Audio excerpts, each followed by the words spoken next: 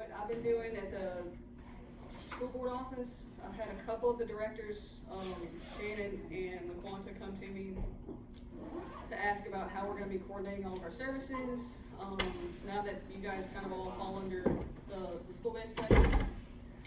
So I haven't talked to Brandy or Jonathan, but we're also, I think they're, you know, kind of on the same page where they want to make sure that we have consistency across the board. They've been asking about things like providing training, updated training for everybody, and how we were going to accomplish that.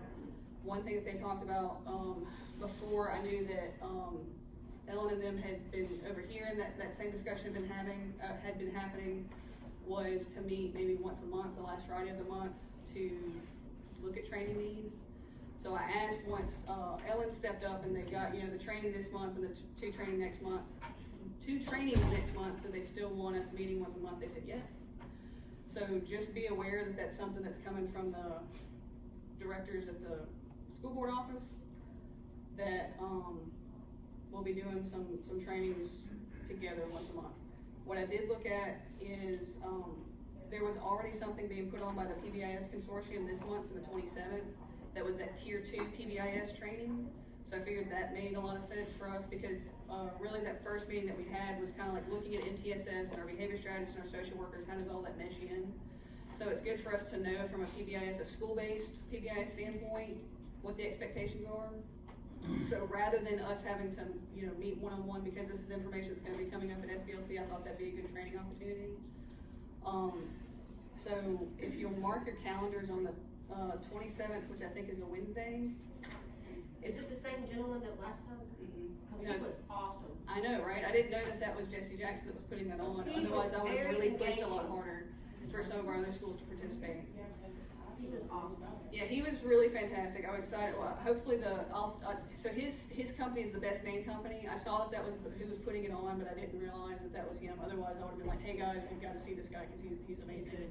So not him, but this is a Dr. Kara Hill, I think. She just put on the tier 1 during COVID training. That was all day. I think that was last week.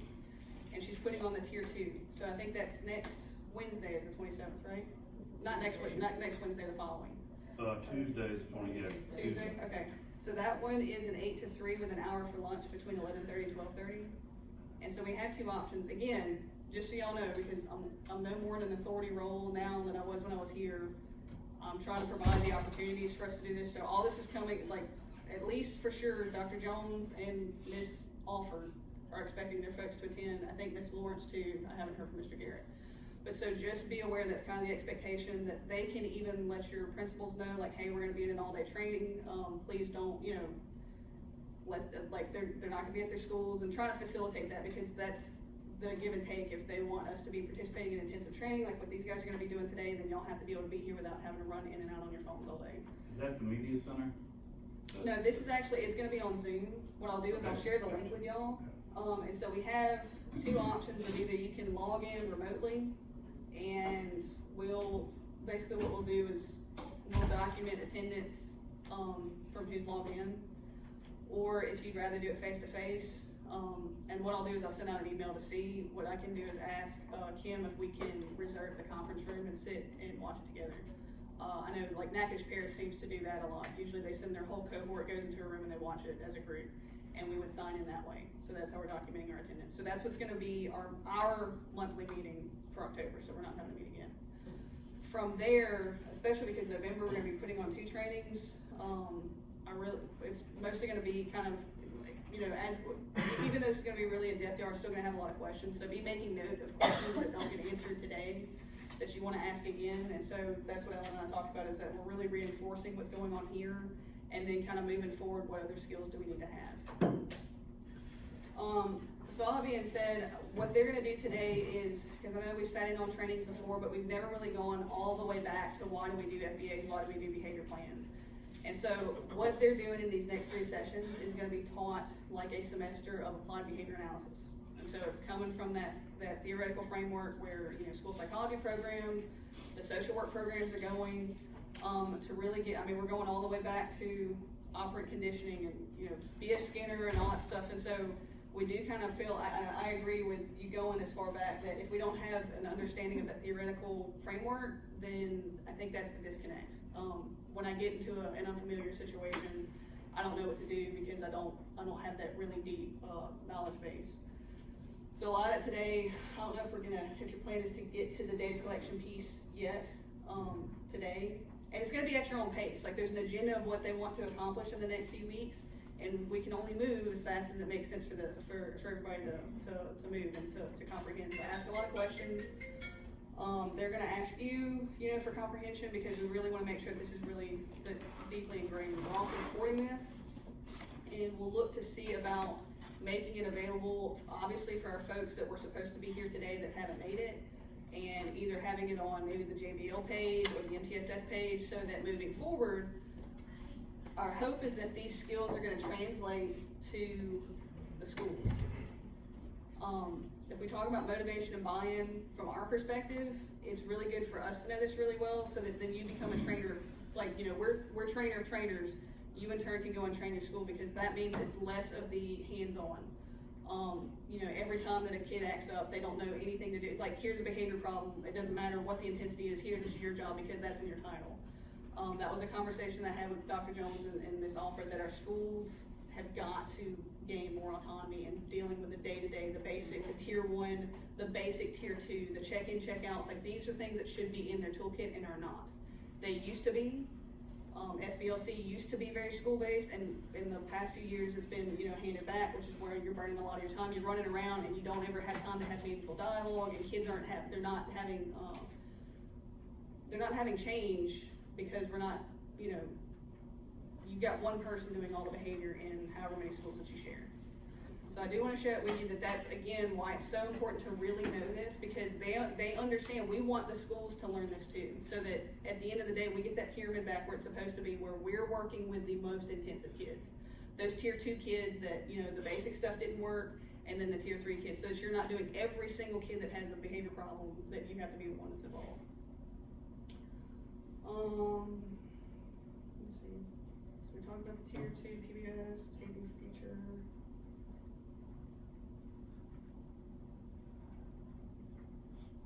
And then one of the other notes that we had is that, again, we're going to focus really strongly on the documentation. One, so it shows, when we are getting the complaints that such and such hasn't been out to my school, or we haven't been doing anything, we've got data points. So that's covering our butts, but also it's that showing that change in behavior. We know that our schools are very much oriented to, like, this is the means to an end. Like, I'm going to do these things to move on to the next step, but we really want to see that what we're doing is actually working. So being very mindful in the things that they're going to show y'all, not just the data collection data points, but also the treatment fidelity when we're doing interventions, why that's so important to track, to show that those points are either moving down if we're looking for, we want to reduce a behavior, or moving up when we want to increase a positive behavior. So that being said, I'm going to hand that over. I will be here for all the trainings that we're doing. And we want this to be a coordinated effort, so. Thanks, Tammy. I'm glad to see you have cheat sheets. I thought it was just because I was getting old that I have them. For those of you that don't know me, I'm Ellen Mercado, licensed behavior analyst, and our group is ABA School Consultants. We consult in 6 school districts this year, and there are 6 of us on our team. So every day we're kind of going different places, kind of like y'all are. The rest of my team who's going to help present is Phil Mercado, who's also certified in behavior analysis, and Jennifer Thorpe, who is a registered line tech for ABA School Consultants. So when we met before, I think it was last January or February, a few things have happened since then. So we're probably going to do a little bit of some review from what we talked about last time. But I think we all have a shared goal, and our goal is to really help teachers be able to perform on their own, as Jamie mentioned before, a little bit more effectively at the school level, so that they can understand about behavior. I think we fully need to understand about behavior, because in order to get them to follow our recommendations and our suggestions and follow through with interventions, we have to buy into it ourselves to make them buy into it. So if we go in and we're kind of weak and we say, well, you know, why don't we try this? Let's just try that universal check-in, check-out system, which is not really tailored to the individual child, then we're probably going to have a problem getting teachers to buy into it. So today, as Jamie mentioned, we're going to start off with some experimental research which led to the application of the interventions that we use in the classroom. You know, most of us probably heard about B.F. Skinner and John Watson and our early behavioral programs. Pavlov's dog, well, you know, everybody heard that one. So we're going to talk a little bit about how that research led to some of the interventions that we use in current ideas about those types of research studies. Also, I want to, Brandy Pompey is another one of our ABA registered line technicians. She's sitting up front, so you all might encounter her in some of your schools, and we're happy to be working with y'all because the more of us who can concentrate on a certain kid, a certain teacher that might need reinforcement or support, the better. And if we're all on the same page, that's even better. So I'm gonna go ahead and turn it over to Phil, and then we're gonna kind of take turns as y'all see through the agenda. Each of us has different parts that we're gonna take throughout the in-service. So Phil's gonna start with the behavioral theory part. We'll take a break somewhere in there, and we'll kind of just see how the flow goes before we decide when to take the break. And I understood that we were gonna have a lunch break from like 12 to 1:15, so you guys can return calls, of course eat lunch if you eat lunch. Jennifer said, when I told her that yesterday, she went, lunch, what is that? So y'all might be feeling the same way. You either eat in the car or you don't eat lunch at all. But, so then we'll head back here at 1:15 till about 3 and do some exercises, some behavioral scenarios, a little case staffing if we need to do that. So, Phil? Hello. Up to you. You guys. Morning. Okay, so just real quick,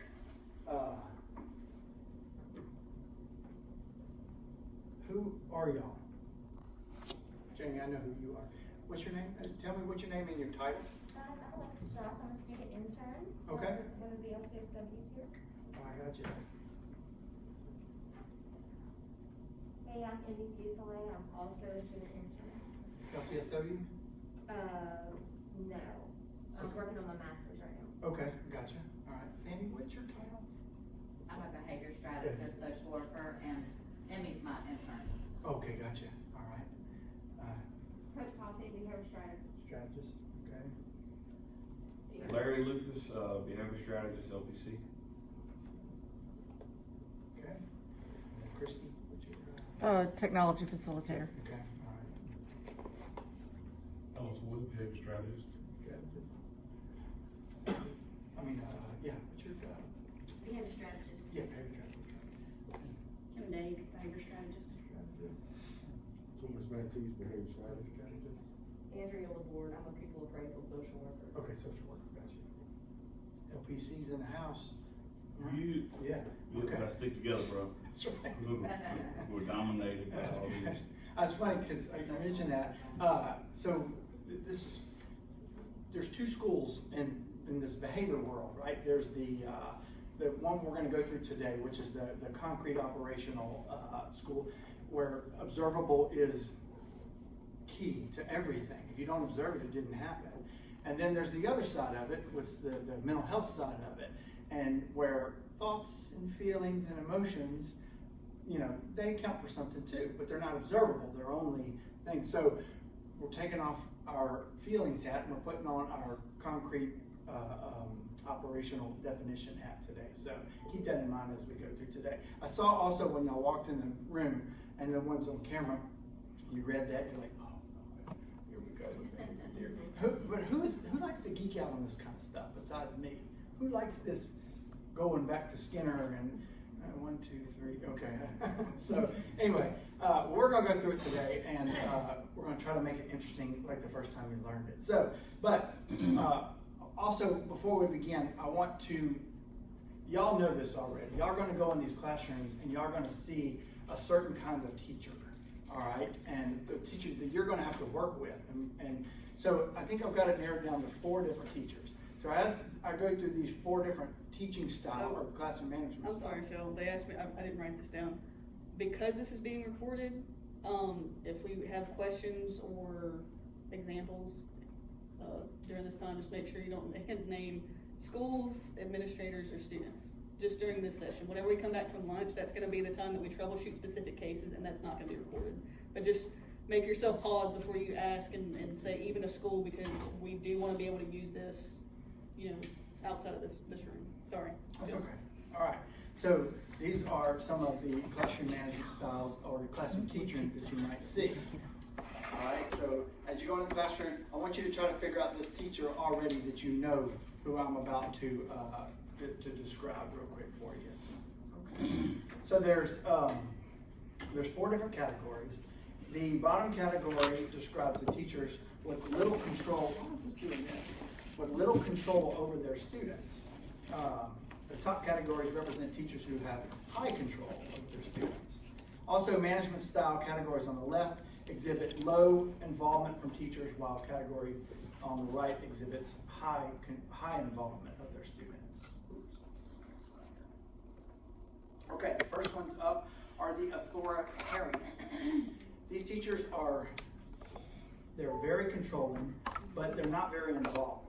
You'll notice a lecture-driven lesson. The teacher might read off of a PowerPoint or read the lesson content itself. Students sit in class and they remain quiet. This style of teacher does not want to take any questions from the student. In this classroom, rules are strictly enforced, and the teacher is often firm and unflexible when it comes to the rules. Students sit in assigned seats for the entire year. These teachers are very organized, and they like to see their students in one place. Authoritarian. Next up are the authoritative teachers. These are teachers with high control, and they're highly involved with their students. The teacher enforces the rules, but also hears the student out. The authoritative style looks to give their students their own voice. Class discussions are encouraged, and this teacher cares a great deal about their students. The teacher wants to see the students succeed and often give a lot of positive feedback from the teacher. These teachers consider the consequences of their actions, and the authoritative teacher carefully weighs the circumstances of the students' inappropriate behaviors.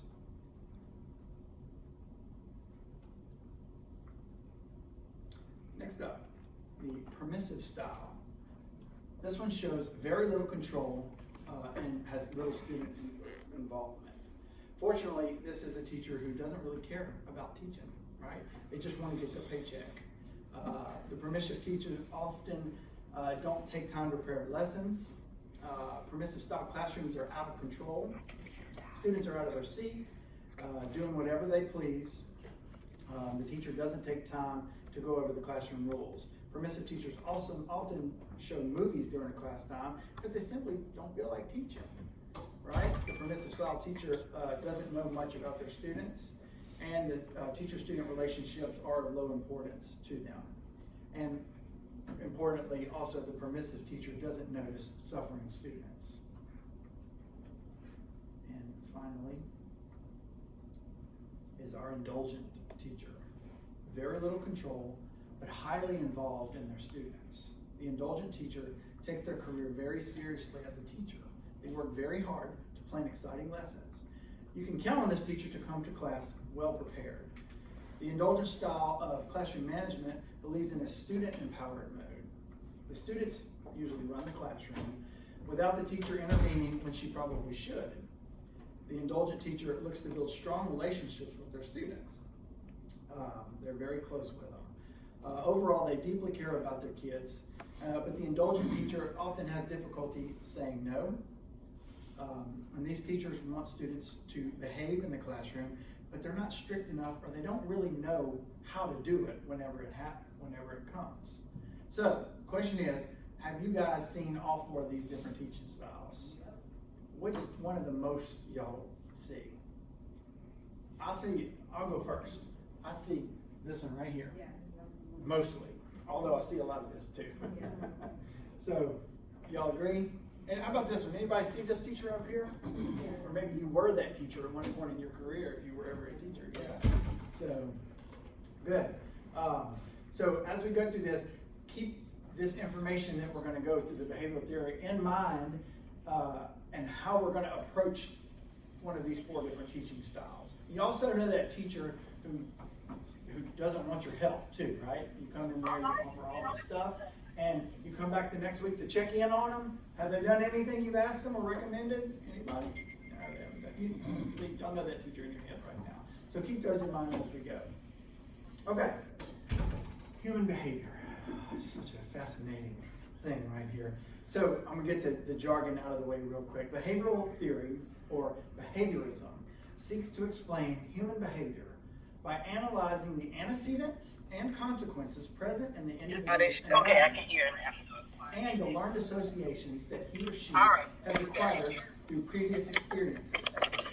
Mute yourself, Cinta. Mute yourself, Cinta. Okay, the theory we're going to be talking about today is a theory about learning. I can't stress that part enough. It's how we learn. That's what this theory is about. It states that all behaviors are learned through interactions with the environment through a process called conditioning. And Jamie kind of precluded the conditioning that we're going to be talking about today. Thus, that behavior is simply a response to environmental stimuli. All right? We're going to cover 3 major theorists. Raise your hand if you've heard of them. Pavlov? Yep. Skinner? Yep. And Watson. You remember these guys? So we're going to go way back to see what these guys were doing. And as we're going to see a little bit later, that behaviorism is only concerned with observable, measurable behaviors. That's key to this. No, I feel, no, I think. It's got to be observable and measurable. And the reason for this is it can be studied in a systematic and observable manner with it. All right. One of the key words I want you to continue to remember also, this one right here, evoke. Behaviorism assumes that behavior is either a reflex evoked by the pairing of certain stimuli together in the environment in a process we're going to discuss here in just a minute. And the second word is elicit. So, or behavior is going to be elicited by consequences of an individual's history, especially reinforcement and punishment history, paired with the individual's current motivational state. I know that's a lot right now, but I promise it's going to make sense in just a little bit. So, and again, before we move forward, we have to make a few assumptions of behaviorism. If we can't make these assumptions, then we need to stop here and we need to work through these. But number 1, all behavior is learned from the environment. We got to make that assumption. Yes. The environment shapes behavior. Yes, good. All right. And the last one, and I just said this a little while ago, but taking internal mental states such as thoughts, feelings, and emotions into consideration is useless in explaining behavior. We on board with those 3? Yes. Okay. So while behaviorists, we are all behaviorists, yes? We all deal with behavior, challenging and non-challenging behavior.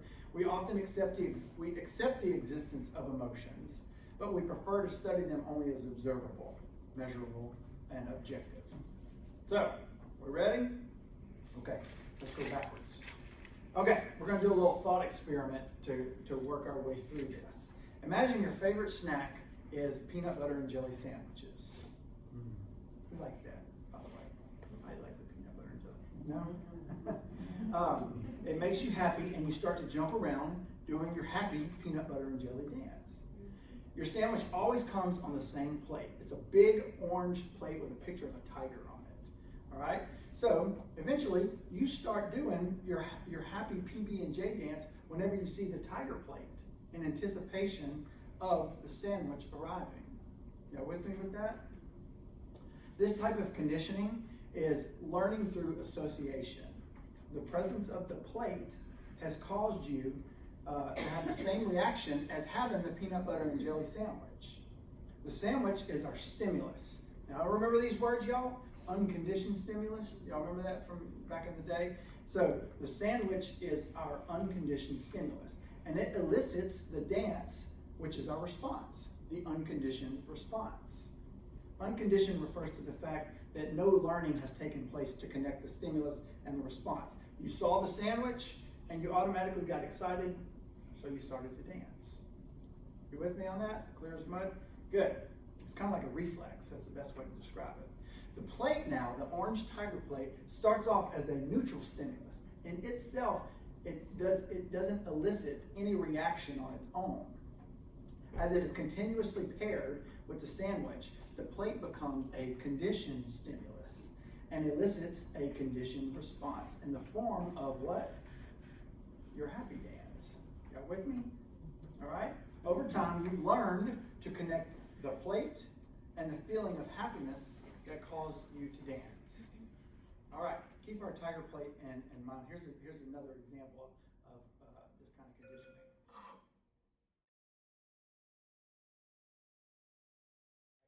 So that is a form of learning that we just now saw.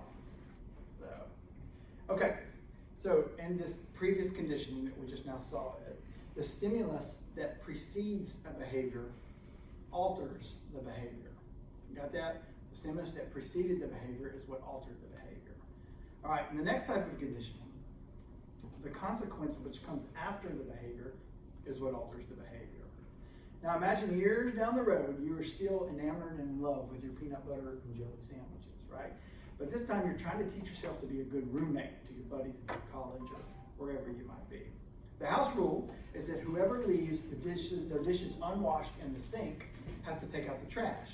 Well, you hate taking out the trash. So you develop a system for yourself. Whenever you remember to wash your plate, you're allowed to surf the internet.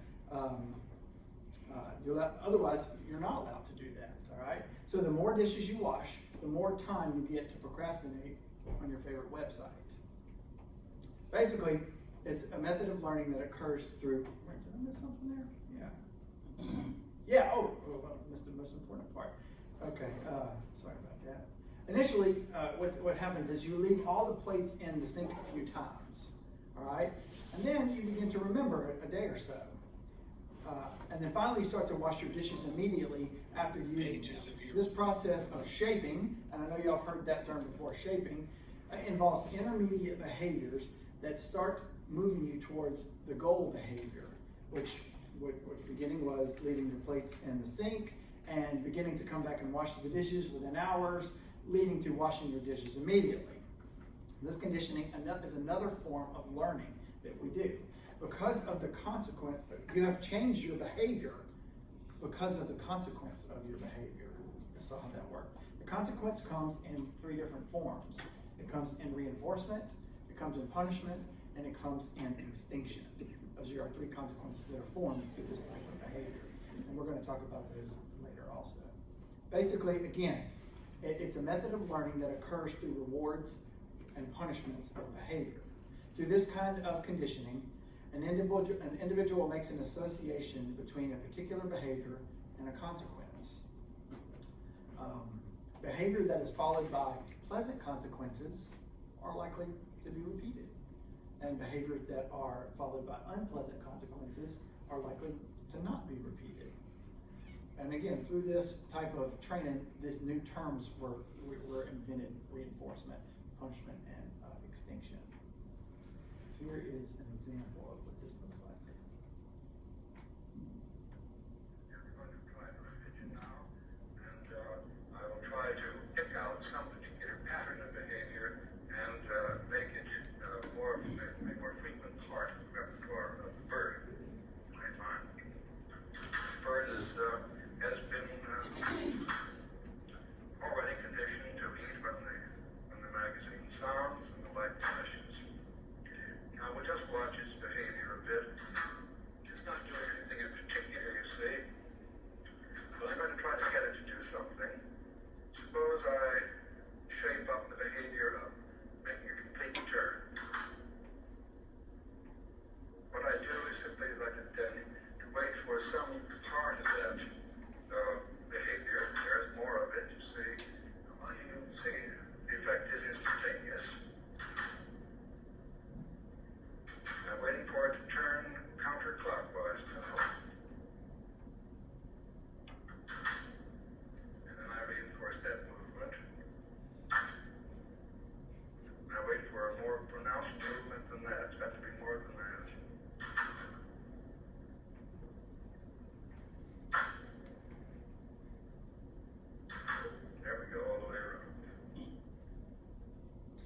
shown this video dozens of times to teachers all over the place, and whenever they tell me, oh, this kid just can't do it, they can't do this, or they can't behave or something like that, I remind them of this guy just taught a bird to turn at 360 degrees. I mean, so if you can teach a bird to do this, then you can teach a kid, you know, to do the behaviors that you're asking.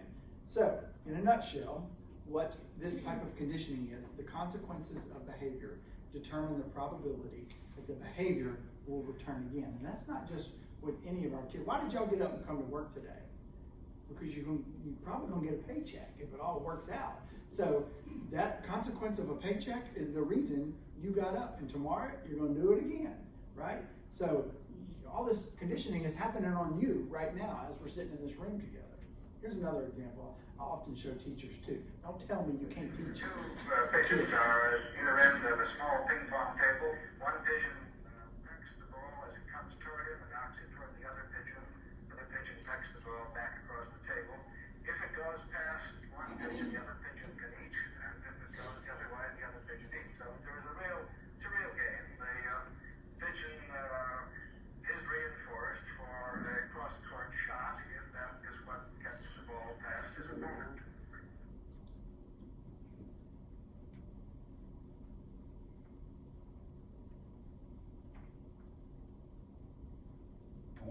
What do y'all think about that? I mean, that's amazing. I mean, teaching these birds to play ping pong, all done with reinforcement. The reward as a consequence of the behavior. I don't think the birds know they're playing ping pong, but they've learned, you know, to do this. So, all right, letting the cat out of the bag. We talked about classical conditioning, and that's the Pavlov stuff.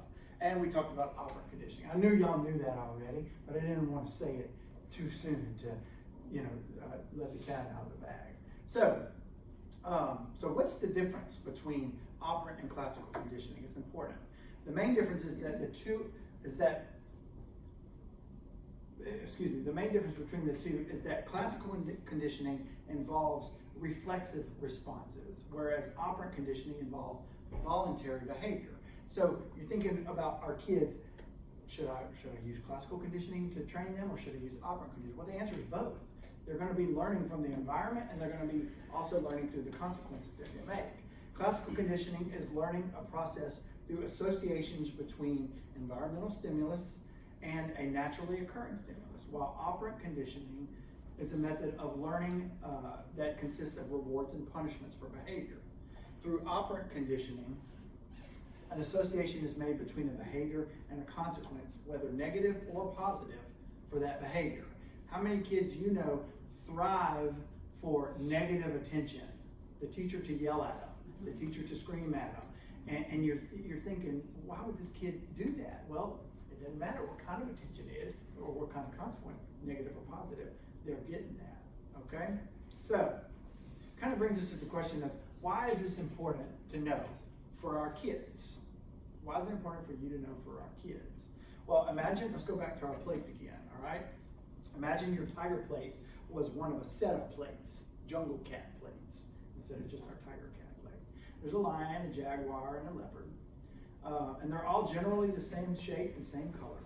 So you react to these plates the same way that you reacted to the tiger plate, which was our original conditioned stimulus, right? And you do your happy dance.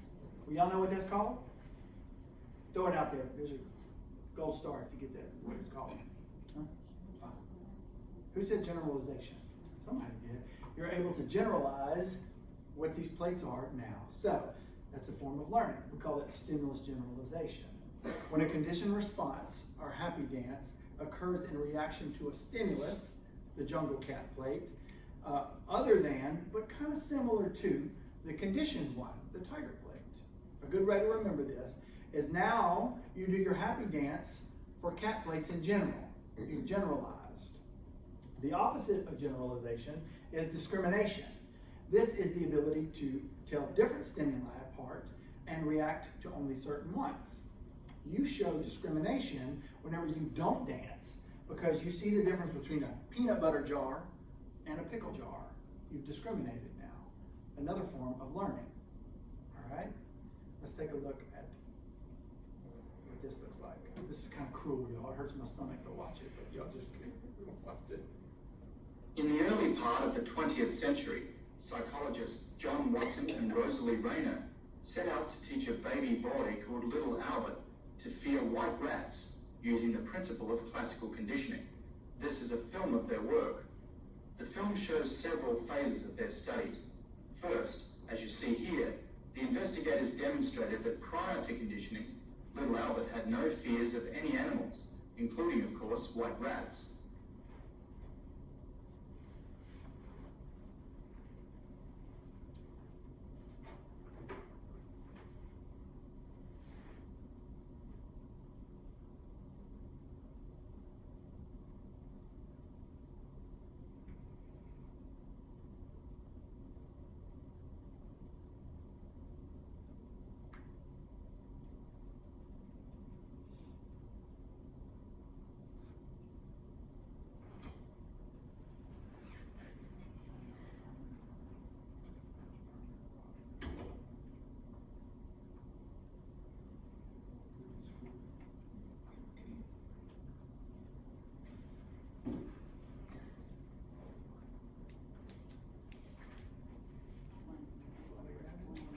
I guess that's his mom behind him, just kind of letting all this happen.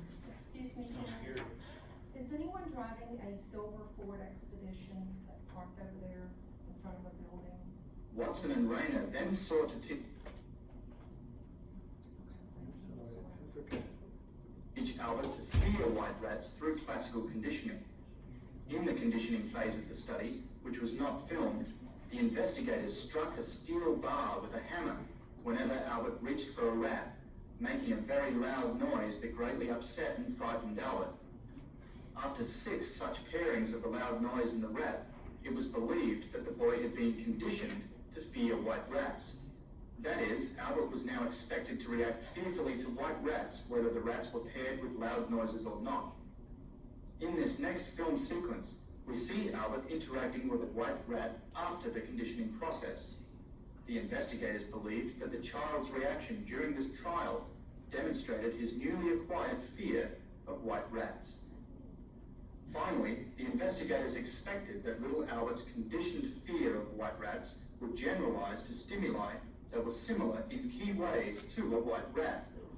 In this film segment, they were trying to demonstrate that the child now also reacted fearfully to similar objects, such as a rabbit, a dog, a furry object, and a white mask worn by Watson himself.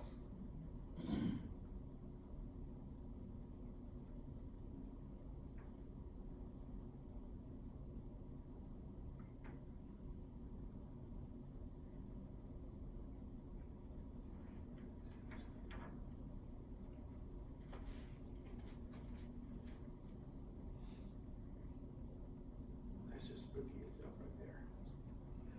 That's why he's scared. So, little Albert, y'all heard of him before? Yeah, that experiment that they did back in you would never get away with doing that in today's world right there. But it was important to the field of understanding what stimulus discrimination He still lives on Central Grounds. Yeah. Albert does. Albert, he's Well, still I on had him Central as a Grounds. They actually didn't even track what happened to them. Really? Yeah, they're like, they left and they didn't debrief, they're just like, good luck with your life, and never. Jamie, I was Mom just thinking still that, I'm like, has suspects. anybody checked on this? Has anybody checked on it or do research on it after the fact? But again, important to the field today Yeah. to understand that stimulus generalization. Okay, now back to our peanut butter and jelly. Imagine that you run out of peanut butter. All right, so you're stuck with tuna salad for weeks. I like tuna salad, but you know, just imagine you're a kid and you don't like tuna salad. Your parents try to make it better by serving it on your favorite tiger plate, but you soon realize that that plate does not mean peanut butter and jelly anymore, all right? So you lose the association between the tiger plate and the PB&J sandwich, and you stop doing your happy dance whenever you see that plate now. We call this, anyone? Extinction, right? You've extinguished this behavior now, all right? So your conditioned response of the happy dance has disappeared. However, When a peanut butter comes back into your house, again, and your parents served your PB&J on your tiger plate, the previous association between the tiger plate and the PB&J dance quickly come back in full force. We call this a spontaneous recovery. So, the behavior is still in there somewhere, but it just needs to be elicited or evoked out of us right there. All right? So, still, why is this important to our kids if we haven't figured that out yet? The answer is, remember one of the assumptions that we made early on, assumption number 1 actually, is that all behavior is learned from the environment. Learning is a change in behavior or a potential behavior that occurs as a result of experiences. Pavlov showed that classical conditioning leads to learning by association. Skinner showed that consequences are what drives learning. And Watson showed that we generalize and we discriminate as a result of learning. Now, the big question. We know why it's important to kids. It's because of learning. Why is it important to you guys to know, to remember this classical conditioning and operant conditioning stuff? The answer is that behaviorism, what we're talking about today, it looks for simple explanations of human behavior from a very scientific standpoint. And that's what we are, y'all. If you're a behavior strategist, if you're an LCSW, if you're a psych, you are a scientist of behavior. The key is, for us as educators, the reason is because it sheds light on how students react and behave in the classroom, and it suggests that teachers can directly influence how their students behave. Having an understanding of how behavior works, it arms us when we go into a classroom. I've been in a classroom where Miss Cross was chasing Carlos around the table because he stole her cell phone. Miss Cross was an Asian lady and she didn't speak very good language or English, but Carlos was laughing and loving every minute of it. And so whenever this ended, I asked Miss Cross, why do you think you were chasing him? Because I wanted my phone. What was Carlos getting out of it? And so she's like, oh, it was because of me, you know. So just those little things to be able to help talk to our students. Why is this important to me? It's key to understanding how to motivate and modify students' behaviors. You know that kids, y'all know this, that kids are passive in behavior, and they're passive participants in their behavioral learning. All right, teachers give them information in a linear stimulus response fashion, and they often don't realize that the reinforcers or punishment that they're delivering is what maintains their behaviors. So you, as behaviorists, because that's what we all are, you teach strategies for behaviors. You as behavior strategists, you as your field, you assess students with behavioral issues. You collect data on student behavior, which I've seen some of y'all's, and it's fantastic, by the way. So keep doing that. You work with teachers, you work with counselors, you work with faculty to devise behavior plans and evaluate the effectiveness of those plans. That's key in that sentence. You teach drills to help your students and teachers see repetition. You teach questions and answers to show stimulus-response relationships. You teach guided practice to directly involve navigating teachers and students through problems. You do regular reviews going over important materials to help teachers retain information and strategies. And most importantly, it's your job. You are in the driver's seat in the process of positive reinforcement, which we're going to discuss again in a little bit later. But I wanted to end my little part right here with this one little video too.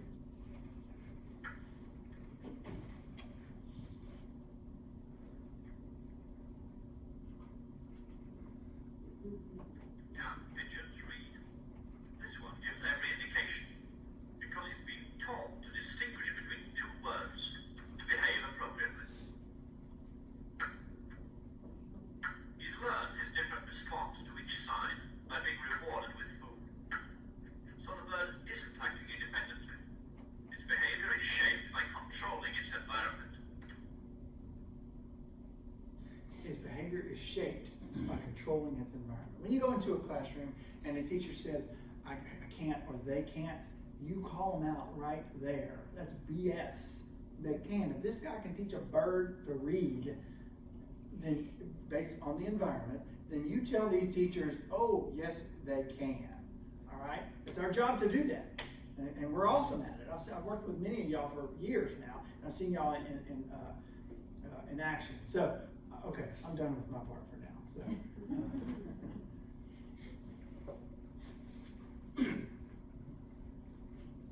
Oh, I forgot I needed my glasses.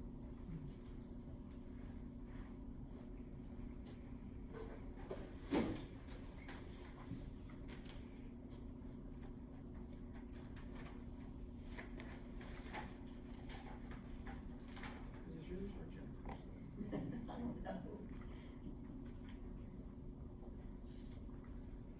All right, for us, when we hear the word behavior, we immediately think negative connotation because of the field that we're in.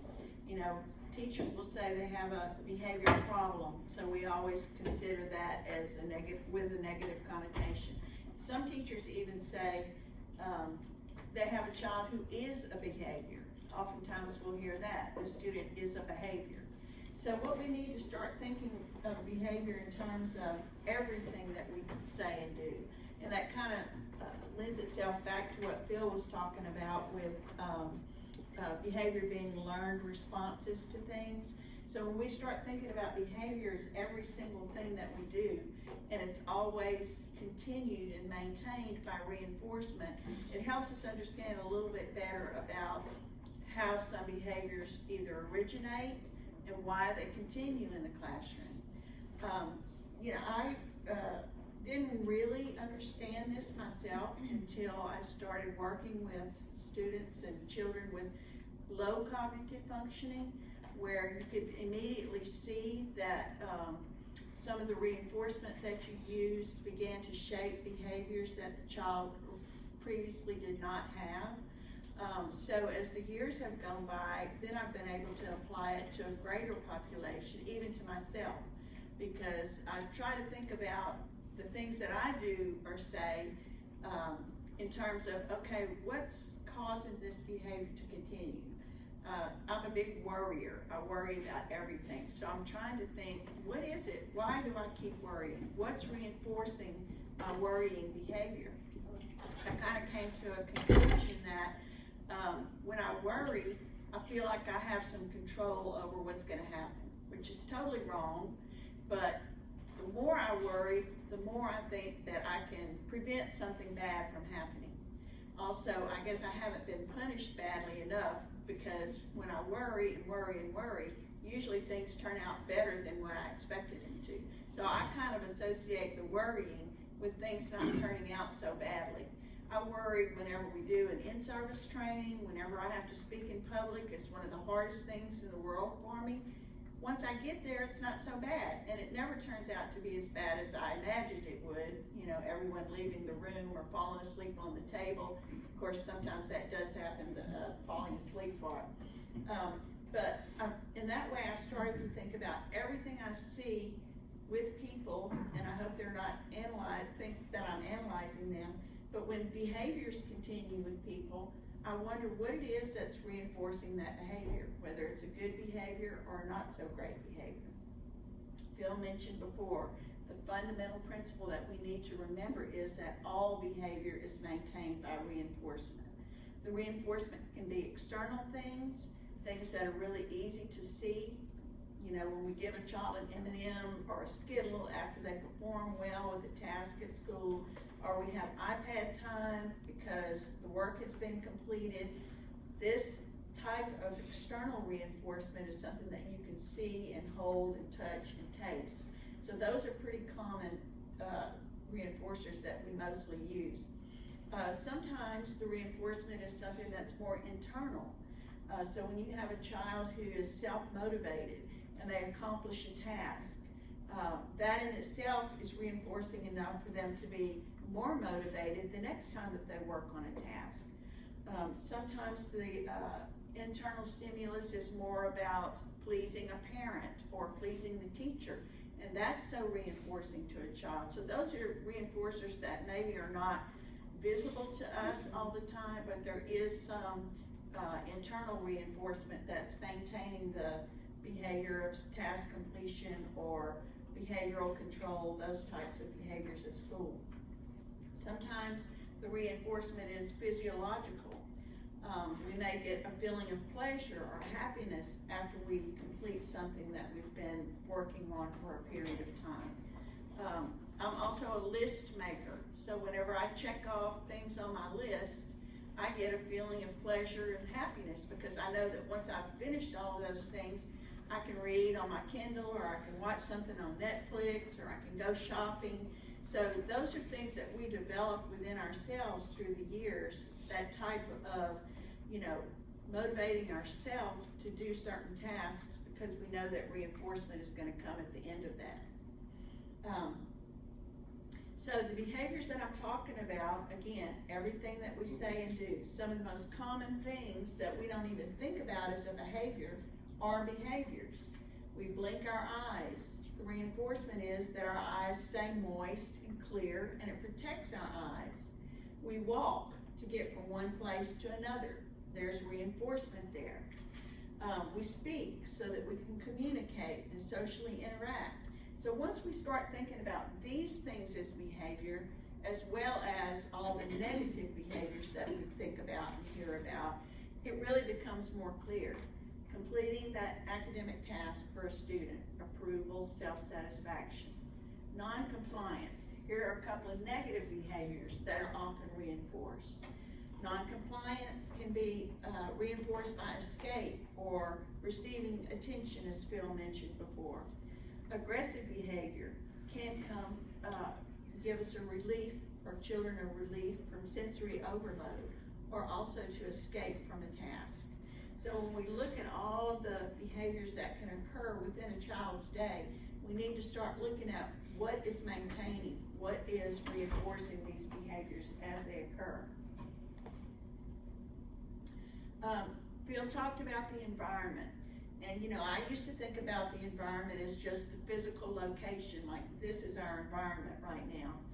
But it encompasses so much more than just the physical location that we're in. We of course do mean the setting, the classroom arrangement, seating in the classroom, proximity to other people, the heating and cooling system in the classroom, clutter versus organization, and access to materials. All of these things are within the setting of the classroom. Those things can then be the environment that affects the behavior. Speaking of setting, and also our next one is how persons influence the environment.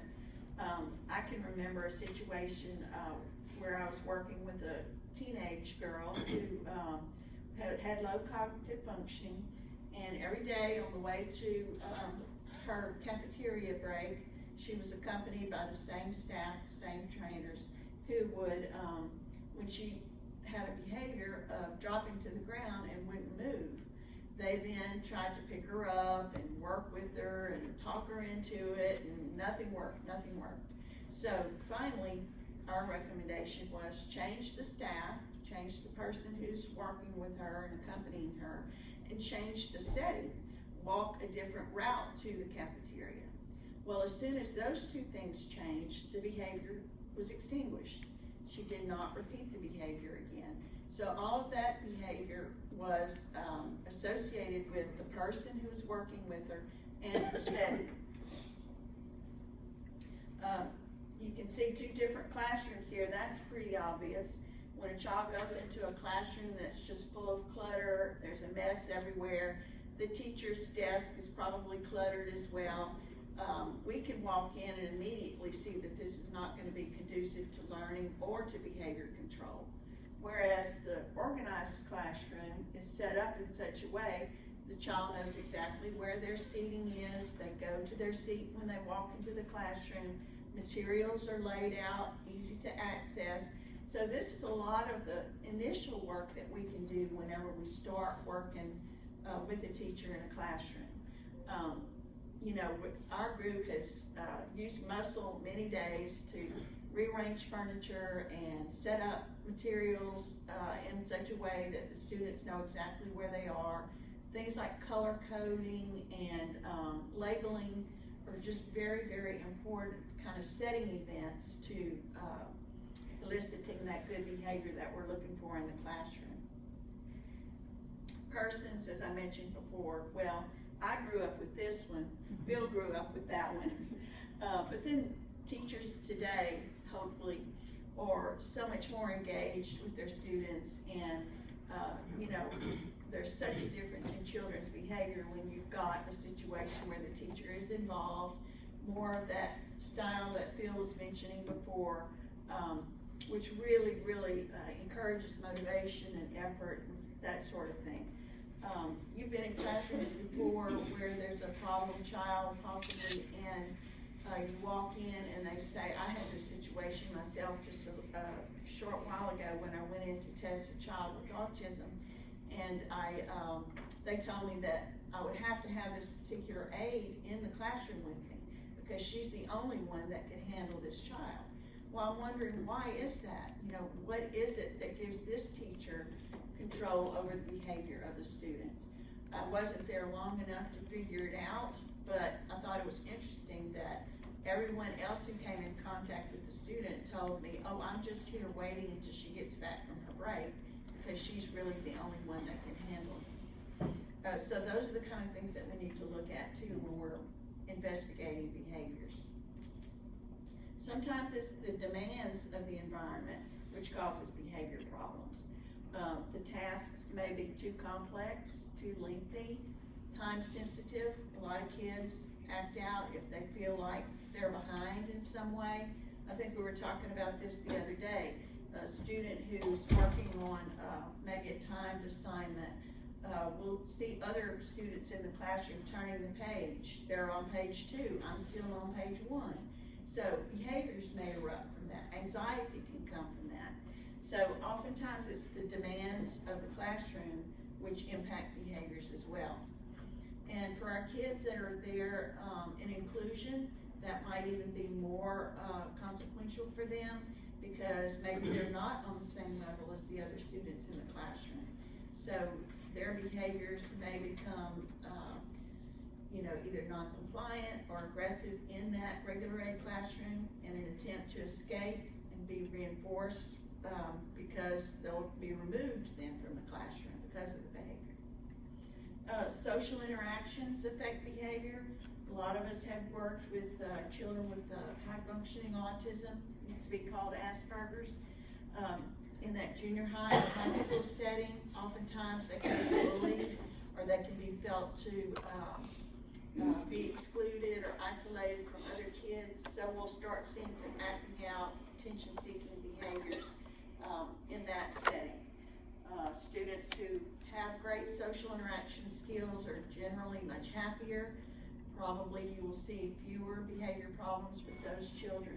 So all of these things within the environment are things that we really, really need to look at before we actually start in with our process of a functional behavior assessment. Now, Phil mentioned the operational definitions of behavior. Again, the purpose of defining those behaviors is to develop observable and measurable definitions for reported behaviors.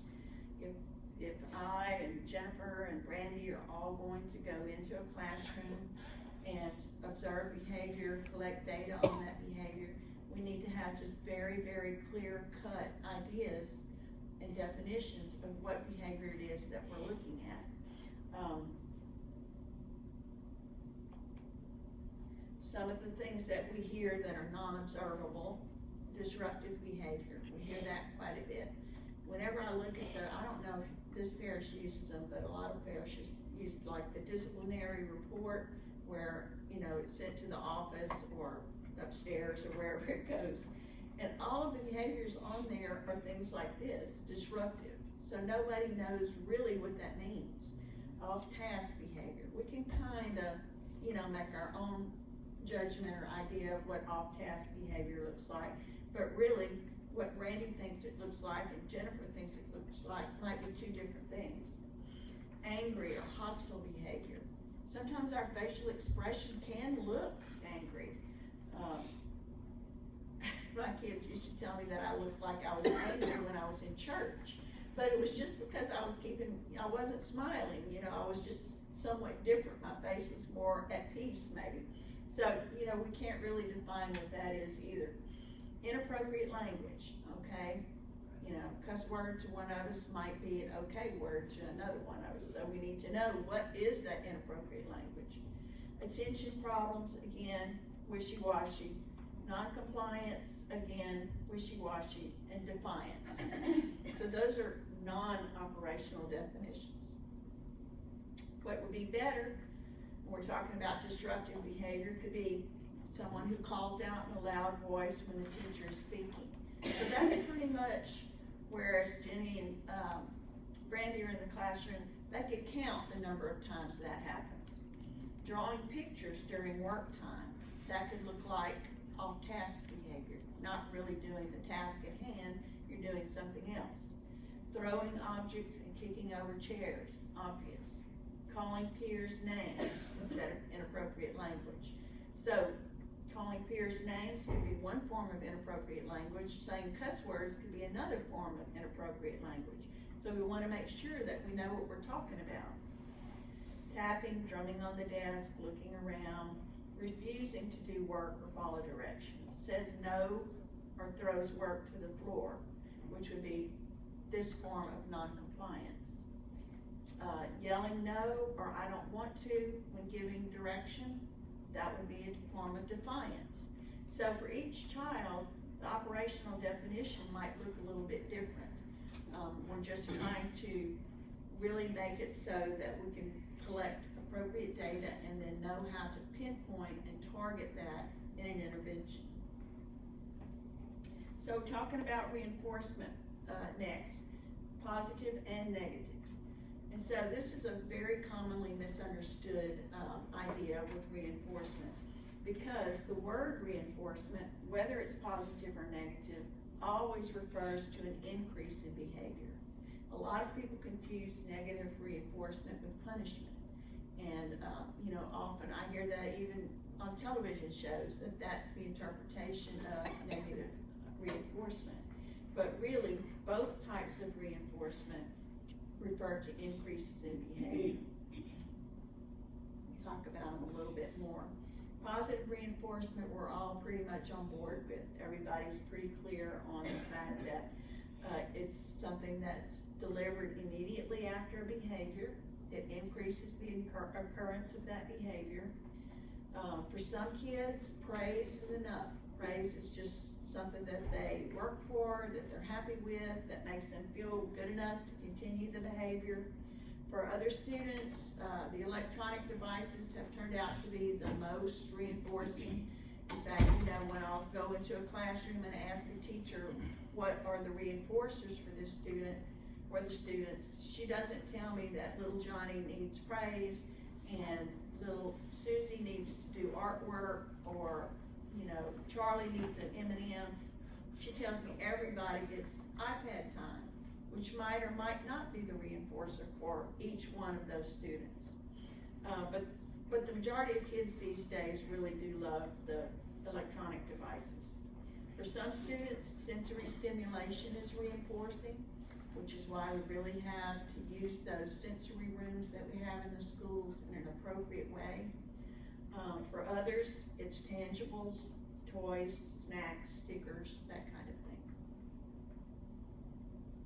thing. In negative reinforcement, we're talking about removing an aversive stimuli, which becomes very reinforcing as well. It involves removing something that's unpleasant from a situation in response to someone's action. A good example of that might be to increase work behavior in the classroom would be a student who completes all of their work and within a certain limit of time, also is showing good behavior throughout the day. The teacher might then remove the math homework for that student. So that is something that's removed, but it reinforces the behavior. It increases the behavior the next day, that the student is more likely to finish all of their work and then to maintain behavior control during that day. And because that negative stimulus is removed, as I said, the student wants to keep doing that action. So it's not the opposite of positive reinforcement. Both of those things encourage an increase in behavior. I had a couple of little examples here.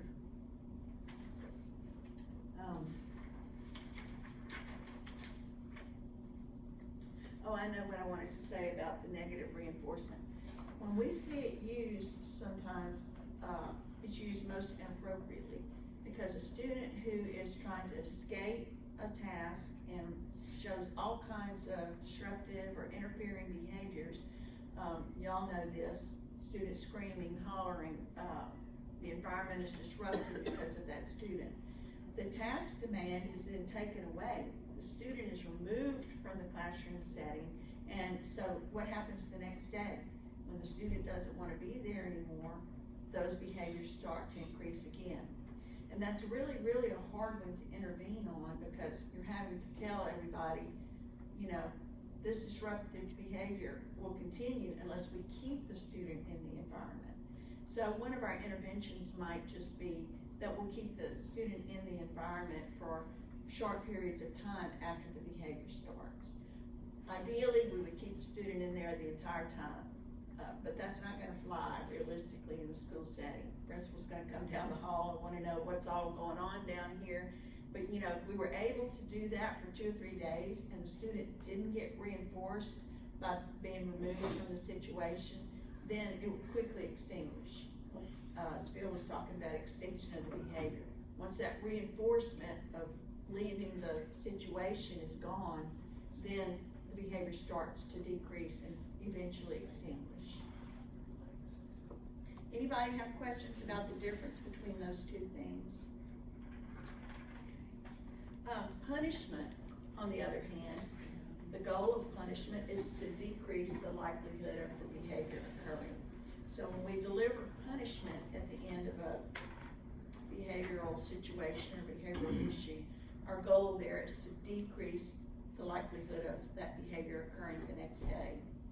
So punishment might also be positive or negative.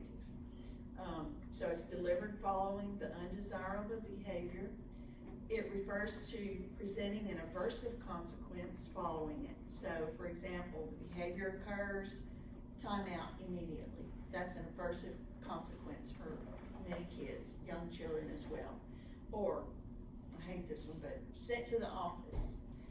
So there's an aversive consequence that immediately follows that negative behavior, which hopefully will decrease the likelihood that it will occur again. Then there's negative punishment, which refers to removal of a reinforcer. And probably we do this more often. You know, if our kids act up at home, well, they're grounded, or they lose their Kindle or their, what do they want, iPad, video games, that kind of thing. So 2 different ways of doing it. Either you deliver something aversive or you remove a reinforcer. And those are the 2 different types of punishment. So some of the reinforcement-based strategies that we use, the goal there is to increase socially significant behaviors and decrease challenging behaviors. When we talk about socially significant behaviors, those could be different for all of us. Also, for some of our little children with autism who are delayed adaptively and academically and cognitively, the socially significant behaviors that I promote most often and say to teachers, these are top 2 things that I would like to see get accomplished this year, or the child learns to communicate in some way, whether it's non-verbally through signs, picture exchange system, even some nonverbal behaviors, in some way be able to tell us what their wants and needs are. Second one is toilet training, and that's simply because I've worked with older students who are high school age who have not yet been toilet trained. And it gets more and more difficult to serve these folks, these individuals, in group homes or whatever settings that they're in.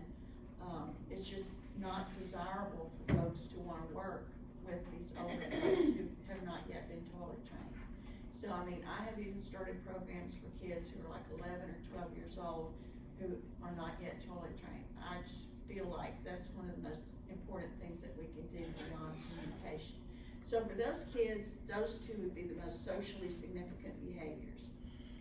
But for most of our kids, the majority of our kids in the school system, the most important reasons they're in school is to learn for academics, Also to learn how to interact appropriately with others, and to be able to tolerate situations that maybe are novel to them or uncomfortable for them. So the education process, even though it's not perfect, serves those purposes for the majority of our kids: to learn academically, to be able to maintain through rules, routines, those types of things, behavior control, and to learn how to socially interact with adults and other children. So we have to keep those things in mind when we start our interventions. What is most socially significant? How can I increase those behaviors through reinforcement, and in the process, decrease challenging behaviors that go along with it sometimes? So one of our first methods that we use, Phil mentioned, is shaping, which is actually reinforcing small steps toward a complex behavior. So for our little children, I think this is what we talked about at our in-service in January and February, the Learning to Learn program. We have very small children, possibly who are coming to school for the first time, and they have no concept. I call them the little blank slates at first. And so what we need to do then is start to shape behaviors with them. We need to reinforce small steps toward our complex goal. The complex goal for some of these kids might be able just to sit on the rug during center time. So our little shaping process might start with some time limits, some time chunks, where we would have the child start off with just sitting for 2 minutes, and then we would reinforce. And then if that is mastered within 3 to 4 days, within a week, then we would increase the time to 5 minutes on the rug. If that doesn't work, we can go back a step and go to 4 minutes on the rug. So in this way, we're sort of shaping by reinforcing the behavior that we want them to achieve eventually, which would be sitting on the rug during the entire center time. For older kids who are having problems either academically or behaviorally, we could set up the same kind of situation where we would break down what the complex skill is and just shape small steps toward that behavior.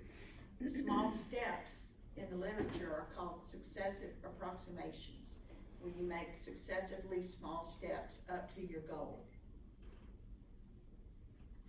The task analysis then goes hand in hand with shaping, and it's not an intervention of itself, but this is the role that we might be asked to fill in a classroom, is taking a complex task and breaking it down into the small steps. Like we might have a written schedule for the teacher from 1 to 10, the small steps that have to be taken in order to reach that goal. And then the shaping task and the chaining of those steps together is what the teacher will follow through with. Task analysis of almost anything can be done. Our experience with folks in residential settings has taught us that you can break down almost any skill into 5 or 10 steps. Done workshops before where we've had put a loaf of bread on the table and the peanut butter and the jelly, and we've asked teachers to write a list of all the steps in making that peanut butter and jelly sandwich. And you'd be surprised, some of them will come up with like 20 steps to making it. From picking up the knife to unscrewing the lid on the jar to spreading the peanut butter, the jelly, the entire sequence of events. So the task analysis is really just the plan for being able to teach the small steps toward the complex goal. And I mentioned chaining, that's linking those small steps to the target behavior. Whereas once one step is mastered, the next step comes into play. Once that step is mastered, the next step comes into play. That can be with anything from writing a paragraph in the classroom to solving problems on a math page. All of those things can be taught. And what happens in the process of teaching all of these appropriate behaviors? Challenging behaviors decrease. So that's why we want to, and we call it positive and encouragement. That's why we want to be proactive in teaching these good academic skills and behavior control skills in order to prevent the happening of the challenging behaviors or significantly decrease them. Discrete trial teaching is another thing that we can use in the small group settings in the classroom, where we teach the teacher to use one-to-one individualized instruction. And I think Jennifer has some video of that, where that complex behavior is taught using prompts and reinforcement. And then once a skill is mastered, moving into that next skill. So we'll have more on that as we go along. And finally, Phil mentioned generalization. The ultimate goal, we don't want our kids to be in special ed classes for the rest of their life. We want them to be able to go out and use the skills that they've learned in these smaller group settings. We want them to recognize that, oh, this is similar to something that I learned here that I can apply in another setting. Just like the tiger plate, and the other plates form the same association.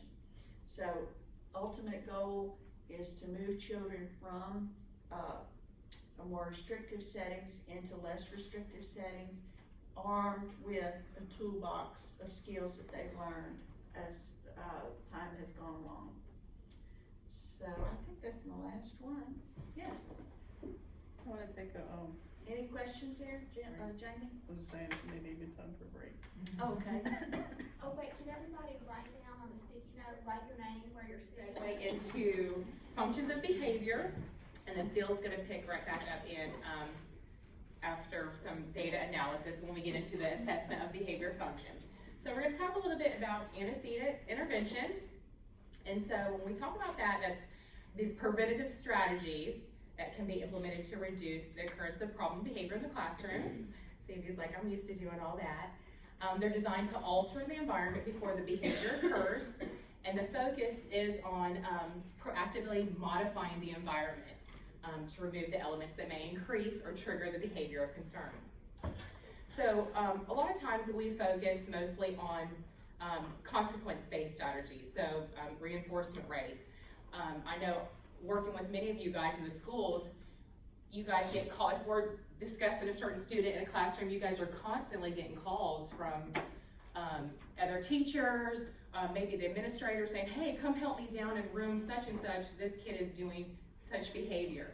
So when I worked in the residential setting, I just called myself like SWAT. That's what I felt like everybody considered us to be, because we were going in, putting out the fires. Well, changing the consequence changes the frequency or the intensity or duration of the particular behavior, but a lot of times when we implement those antecedent strategies, we're altering the environment to make that where the behavior is more less likely to occur in the first place. So, I mean, you guys heard this saying so many times, and we say it a lot. I say it all the time. You know, you can't change what somebody else does. You can only change your reaction to what they do. So, the students that we work with, think about it, they're not puppets. We can't change behavior directly, but we can change the circumstances around it, you know, to influence how the student behaves. So kind of looking at the three-term contingency that we talk about all the time, the ABCs, A being the antecedent, so what's happening prior to the behavior, what triggers the behavior, and then of course B, behavior that is caused by the antecedent. Behavior is anything that we do, and then the consequence, the response that immediately follows the behavior. So by changing or controlling the antecedent of the environment, we can kind of influence the behavior of and the consequence. So taking a look at one of the first antecedent strategies that we can use is taking a look at the environment that the students are in. So the environment, of course, plays a huge part in the learning process for all of our students. Routine, consistency, and predictability are essential factors, which gives us a successful setting in the classroom, and then creating an environment space to really fit the needs of all the students in the classroom. So we prepare the environment. So the overall goal when we prepare it is to decrease environmental distractions, triggers, to help our students achieve a state where they're ready to learn and have the ability to code, communicate their needs and wants, and of course to engage in some socially appropriate behaviors. So what can be modified? Furniture, personal seating, materials, noise level, visuals, routines and the use of visual schedules, and creating a safe environment for our students. So setting it up. You know, our environment communicates to us, you know, what's expected of us. So if we're going to a gym, the workout equipment's there, so the expectation is more than likely to go and work out. Same thing for the classroom. It needs to be set up so it can be conducive for learning. Normally, there's 3 basic settings in a classroom arrangement: a whole place for the class to work, a place for students to work independently, and a place for teacher-directed small group. Considerations are logical traffic patterns, noisy and quiet activities, a space enough for a large group. I know it's kind of a little difficult now considering the spacing, the social distancing that we have right now. And then of course appropriate materials. I know Ellen showed you guys a picture of a classroom that was in total chaos, you know, and a classroom that's totally organized. The student needs to know the expectations. If there's just mess around them, they don't really know what the expectation may be. Altering the physical environment. So what we can do here is, you know, changing where the student is sitting to minimize distraction, controlling the noise level, and then changing the lighting to decrease some sensory related issues if they have some. So if the student frankly elopes from the table in the classroom, you can kind of arrange them where they're sitting in a particular area, maybe a corner of the room, to block certain flow patterns where they may run. So that what you can kind of see there is maybe some block or preventative history and behavior that they may have from eloping.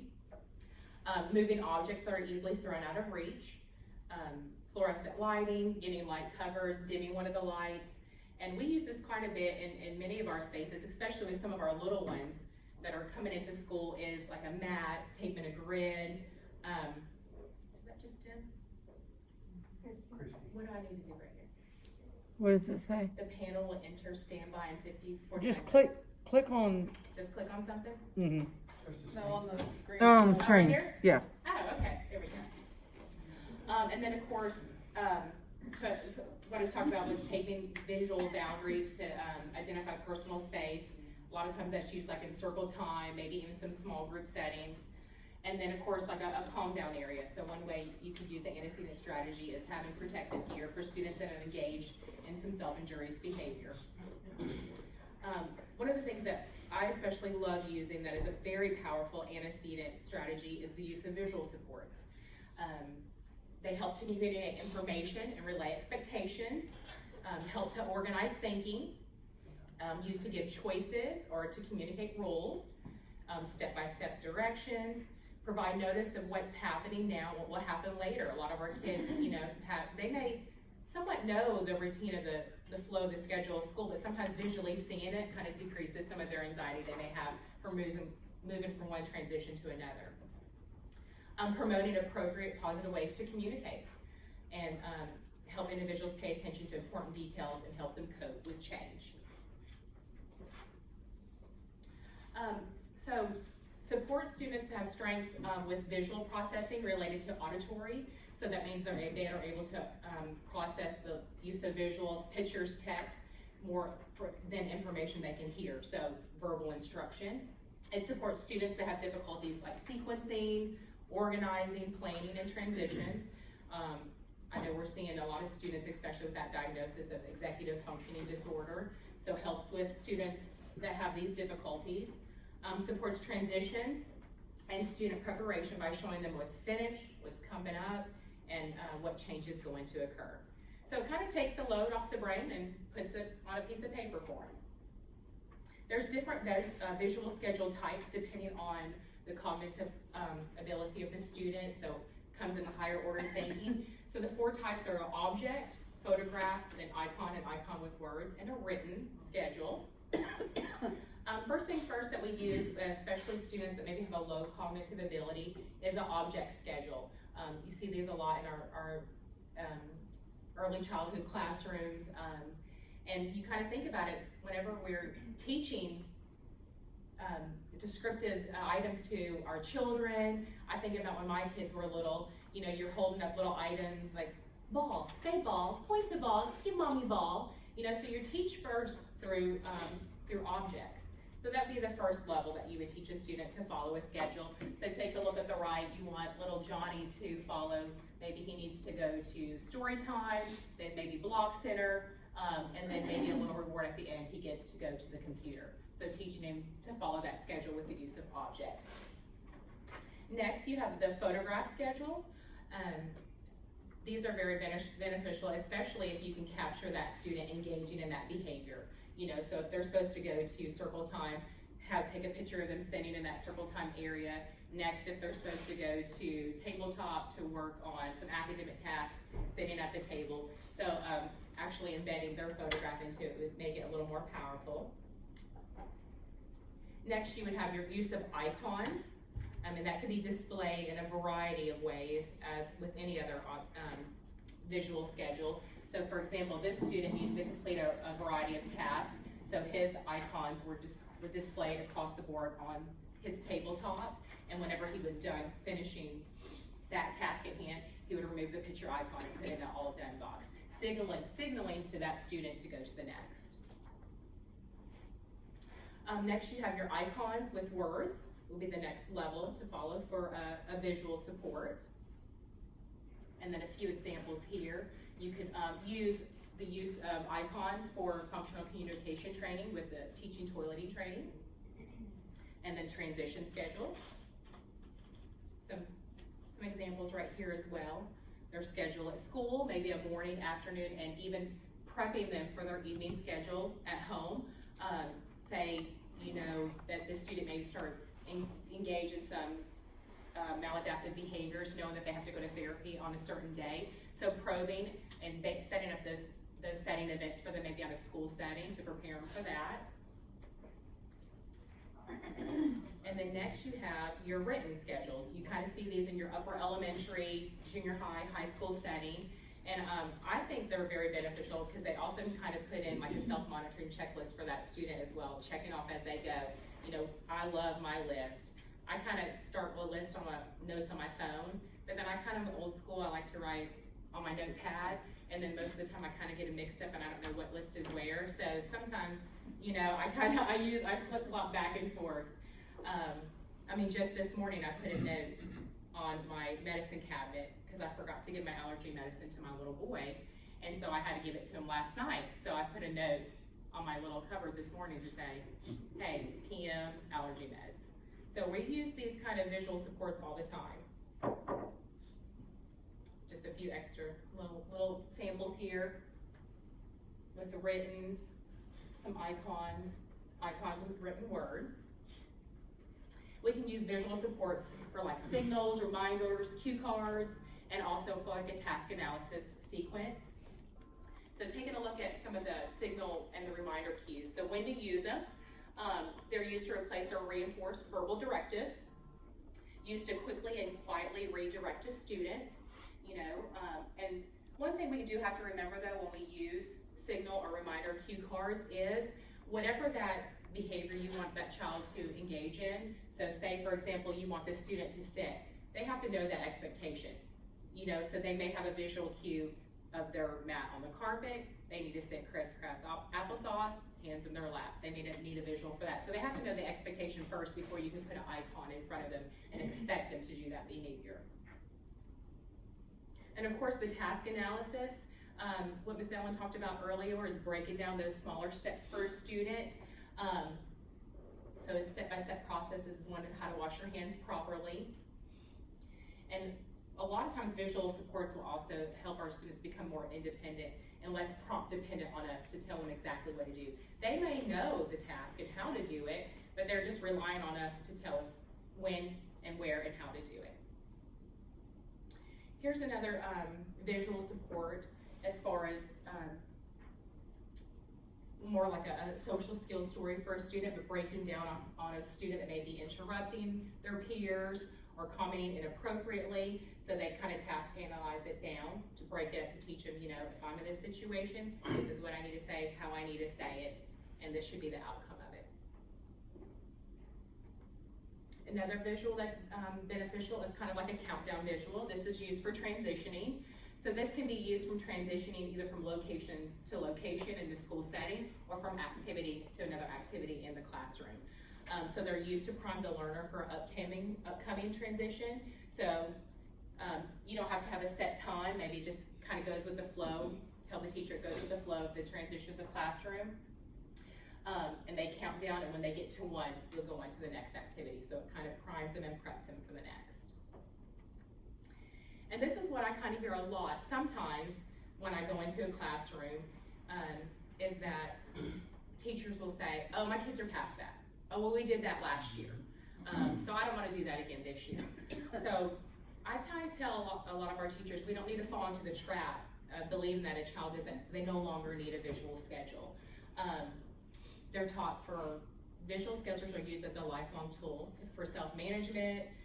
The type of schedule would change over the course of time, as they cognitively improve.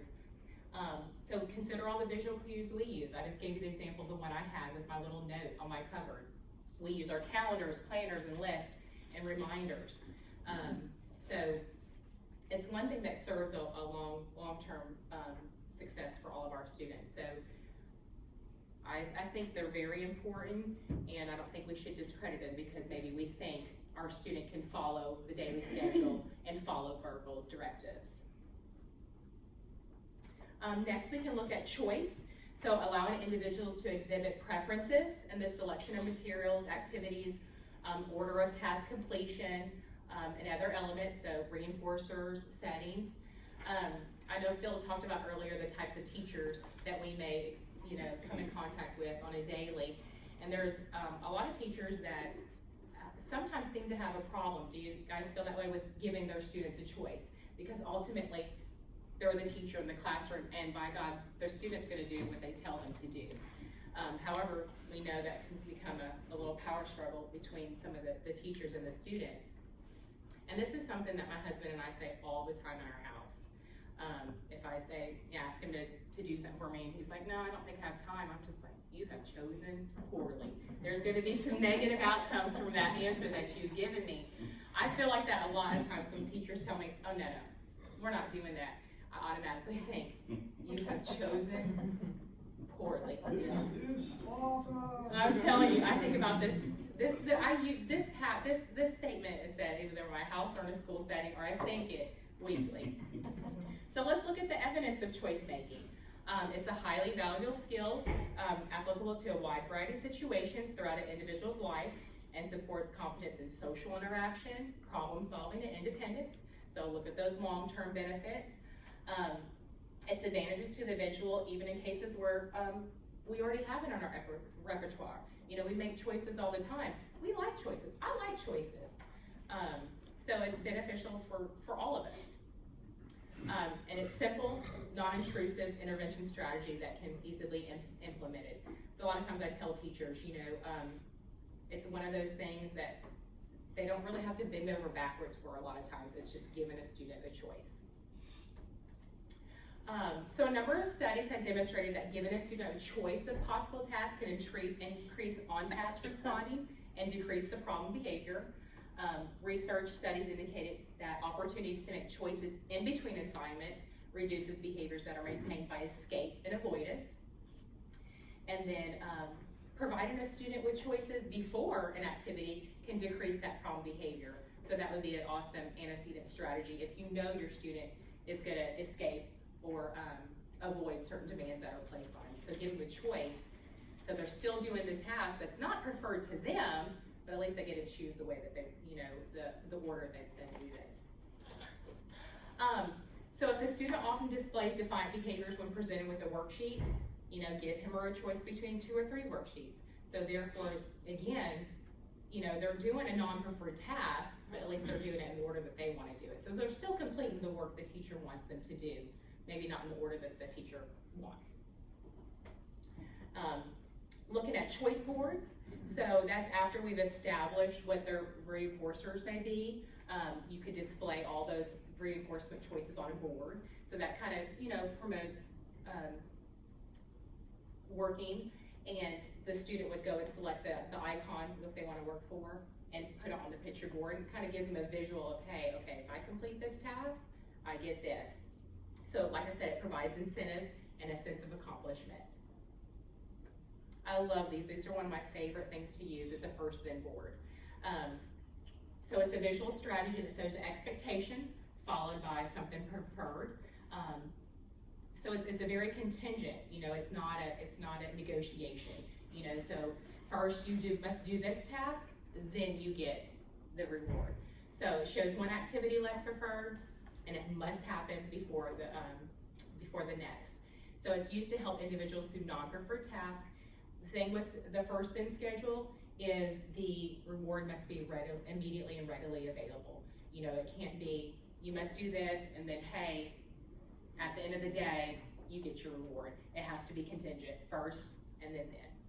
So, this is another thing that I've used with teachers, and they'll say, oh, we did that last year, they know how to do it, I don't need it anymore. It must be something else, it must be maintaining the behavior. So the student may have the skill, but maybe just a low rate of compliance with that skill. So this would be a way to kind of implement the first then visual back into place. You know, they have the skill, we just have to motivate them to do it, make it contingent, have them do the first activity, and then they get the reward. And then of course you can lengthen out the first then board and put in a next icon. So increase the steps, increase the requirements to get the then. And then another antecedent strategy is what we call the high P. So give me a high P, the high probability sequence. So this is used to build that behavioral momentum in order for the student to comply with a demand or instruction that has a history with low compliance. This works, I've seen it work beautifully with a lot of our little ones, kind of has a little bit of distracting factor. So it entails asking the student to perform 3 to 5 simple tasks that have a high probability of them completing, and then followed by the directive that has a low probability of compliance. With the high probability task, it has to be something the student already knows, that they can perform independently on their own and just takes up some minimal time. So taking a look at an example, say we need a student to pick up their toys, and every time we ask that student to pick up their toys, they engage in some maladaptive behavior. So picking up the toys will be the low probability task, and then say there's 3 things that little Johnny loves to do. He loves high fives, he loves to spin in circles, and he just loves to wiggle his little body. That would be the high probability task. So the teacher would say, hey Johnny, give me 5, spin in a circle, wiggle your body. Now let's clean up your toys. So the goal is to build that behavioral momentum to entice the student to comply. And that's something that can be easily done in the classroom setting that takes a little bit of time. If you guys haven't already established as a team, it might be beneficial if y'all came up with like an antecedent intervention checklist. You know, like a checklist that you can kind of go into the classroom, and because I know teachers are constantly stopping you guys. I know Jamie was talking about getting that pyramid back where everything is going through SBLC, but like I said, I've seen administrators pull you in. I've seen teachers like, hey, help me with this kid. You know, so this could be something that you could look at as far as, you know, going on tiers of behavior and breaking it down into like visual supports. You know, what do they have displayed in the classroom to benefit the student? Visual schedule. Is there one for the whole classroom posted?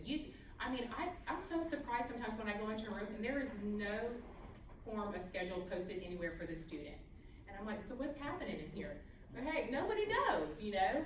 So a lot of times just implementing a whole classroom schedule to let the student know what the expectation is, what's coming next.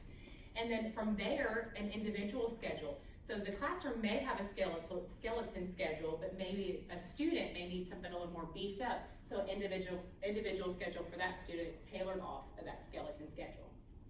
And then of course, task analysis, social stories, boundaries and personal space, the use of timers, transition timers, checklists, and then of course you have your environmental supports.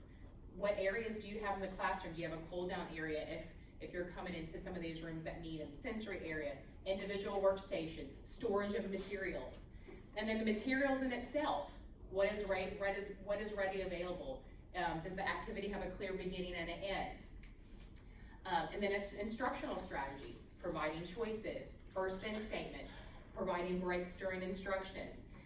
So I think it'd be very beneficial, you know, to kind of formulate or come up with a list together that you guys could have going in and say, hey, okay, maybe this student doesn't require FBA at this time, but obviously there's something going on in the classroom. Let's look at some antecedent strategies. So that's just kind of a little example of what I've pulled together to kind of set when I go in, kind of gives me an idea of what I could work on first as a possible strategy. Okay, next we're going to go into functions of behavior. Let me see what you got. Okay, so I'm going to talk about the functions, common functions that we work off of, and then kind of go back a little bit into the assessment of behavior functions, and the Phil's going to pick up. So talking about functions of behavior, the why. There are 4 functions that we commonly know, and that's escape, attention, tangible, and sensory. So backing it up a little bit, kind of about what Miss Ellen talked about, behavior is communication. You know, so it's important to understand that behavior serves a purpose for everybody. And the purpose of that behavior is the function. So like I said, it's the why. Why are we engaging in certain things? Why do we avoid certain things? But once we understand the why, which through the FBA and certain data collection, that's when we can have an intervention that's effective. If not, like I said, you know, besides using the implementation of some antecedent strategies, if we don't have the data or understand the function of the behavior, we're just going in, putting little band-aids on situations that may temporarily decrease the behavior and pacify certain teachers, but really it's just a ripple effect, you know, of what's to come. So like I said, all behavior is communication. So ask yourself when you're going in, ask the teacher, you know, what is the student trying to say? You know, Phil may be saying, I don't want to do this, and Brandy may be saying, hey, talk to me. So let's take a look at a few examples. So example 1, Phil drops to the floor and refuses to move when his schedule shows him it's time to go to the gym. That's true. He does do that, I've seen it. Example 2, Christy begins to rock when the Muppet Babies theme song begins to play. And then example 3, is Hope still here? I told her I'd put her name on my little PowerPoint. I was like, that Hope. Hope goes to the pencil sharpener 4 times when it's time to do math work. So breaking it down. Example 1. So when Phil drops to the ground, after seeing on his schedule it's time to go to the gym, he's likely trying to say that he doesn't want to go there. Something there is aversive to him. Whether it's a sensory, maybe it's overstimulating, maybe he doesn't want to do the physical activity, maybe it's too social for him, he doesn't want to engage with his peers. Example 2, when Christy begins to rock when the theme song to Muppet Babies plays, she is more than likely trying to say the noise is overstimulating and she wants to leave that environment. Have you guys heard this song? And you guys would want to escape it as well. And then example 3, when Hope keeps getting up to go to the pencil sharpener, she's more than likely trying to say, hey, I don't want to do the work, or this work's too hard for me. So looking at the function of the behavior, why they're doing it. So most of the time we're hearing, you know, what the student is doing and not why. So we distinguish that between function and topography. So topography only describes what behavior is occurring. It says nothing about why the behavior is occurring. So we may say, hey, Phil's talking, you know, so that says what he's doing, so, but it's not why. So he may be talking, you know, to ask me for directions to a restaurant. He may be talking to help me present this presentation, or to talk to somebody about his dogs. So function is why, topography is what. Okay, going back to the 4 functions of behavior, like I said, we have escape, attention, tangibles, and sensory. And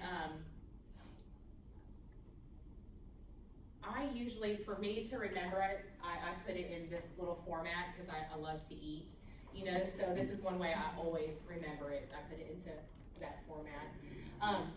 So 4 functions of behavior. So what it does for the student and when does it happen. So escape, it removes that undesired activity or interactions. And when, if the task is too hard, easy, boring, or scary. Attention, so what does it do? It provides access to people or interactions when they want that social interaction. And then tangibles provides preference items or activities when they want it. And then sensory provides sensory experience, the behavior that feels good to them. So a lot of times we see that when the student is alone, off to themselves, or especially if they're anxious. So not all behaviors occur so the person can obtain something. They occur because the person wants to get away from something or avoid something altogether. I love some of these memes. Whoever created memes, they're amazing. So if a given a task you don't want to, just start crying. They'll send you straight to the thinking chair. It's like a vacation from work. And it's so true. It really is. And this little chick right here, I'm here for it, whatever she's doing. So let's take a look and break down. A lot of times people kind of get mixed up with escape and avoidance behavior. So both increase the likelihood that the behavior will happen again in the future. So talking about that negative reinforcement. For escape, it removes; avoidance, it prevents. So kind of breaking it down in the classroom. Escape would be, so taking a math test. So the aversive stimulus is presented, it's applied in front of the student leaves the desk, they get out of taking the math test, the aversive stimulus is removed, and that increases the chance of leaving their desk. So that's the reinforcement. For avoidance, the teacher may say, hey, test time. And so that would be the warning, take the test, would be the aversive stimulus. The student would run away, math test, they get out of it, and therefore it increases the chance of them doing that behavior again. Okay, let's look at a little example as far as function of behavior for avoidance. So here's a scenario. When asked to go to work with a partner in science, Juan rips up his paper and stomps his feet. The teacher then has Juan sit at his own desk to complete the same assignment while the rest of the class, the little type right there, works together with their partners. So the routine during science, what would the antecedent be? When he's asked to work with a partner, the behavior Juan does is he rips the paper and stomps his feet, and as a consequence, he gets to sent to the desk to complete his task alone. Therefore, the function of the behavior is to avoid working with a partner.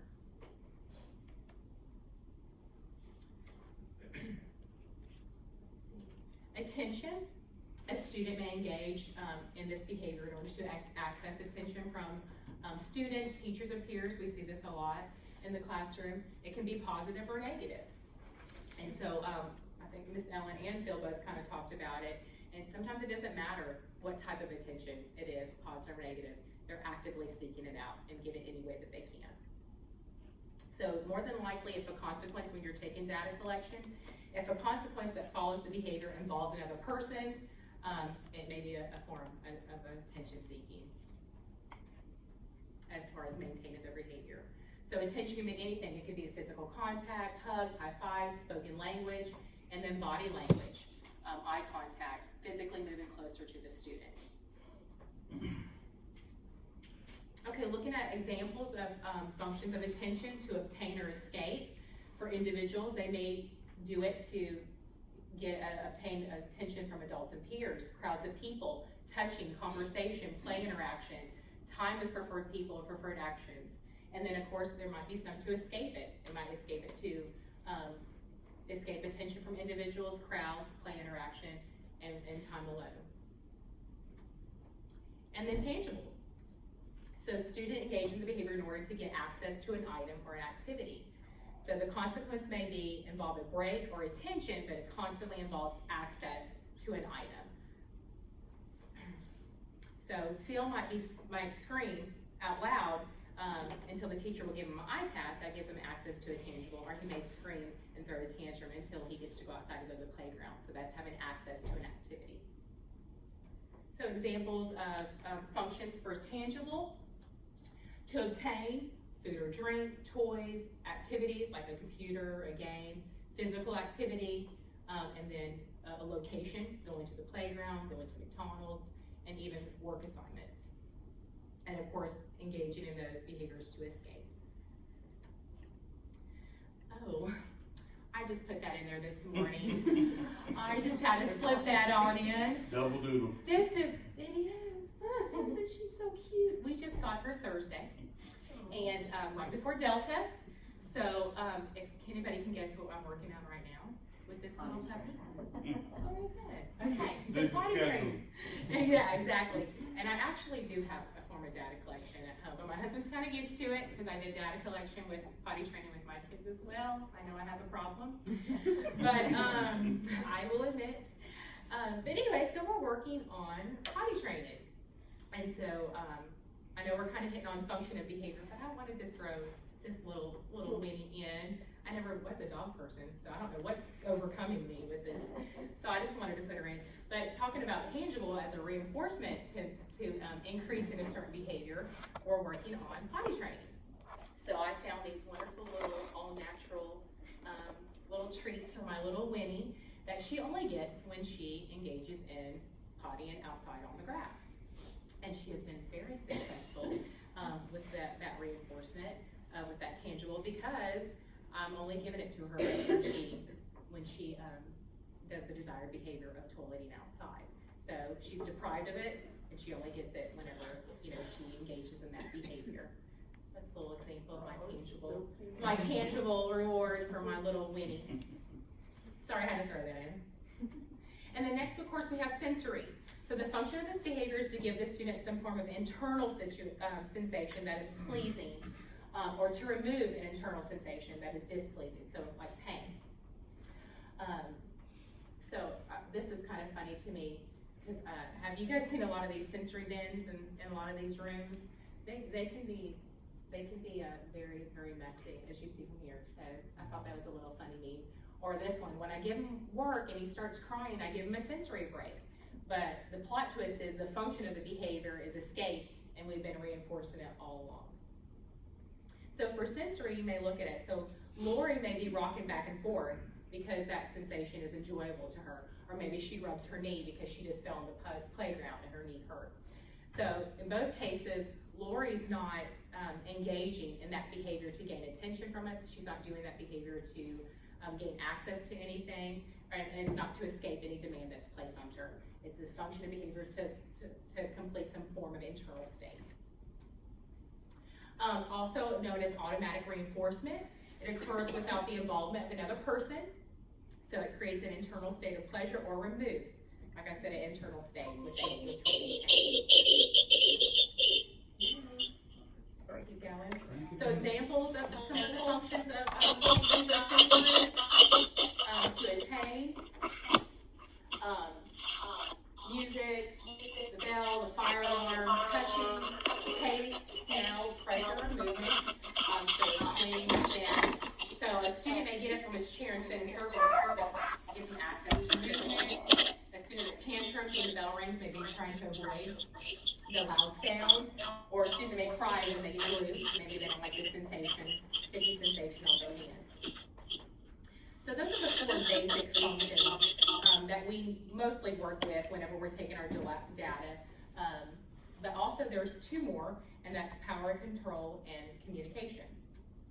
So for power and control, there's 2 things for a student that has a function of power control that they want to do, and that's they want to control the situation or the person, and they want to do what they want to do at that moment in the classroom. So some of the characteristics we see from a function of power control is it's their way or no way. Anybody have a lot of kids like that? I think I'm talking about my little girl, actually. They're only interested in doing things on their own terms, argues to be right. They constantly question the teacher's authority, often are disrespectful, defiant. They want to prove that they're in charge. They want to act out, especially maybe if they're in front of others. Resistant to following directions, likes to engage in like a power struggle, and then not always, sometimes it's not the students that want to be controlled, they're not loud or confrontational. Maybe sometimes students will smile in your face, but still not comply. I've seen that too. It's an annoying little behavior.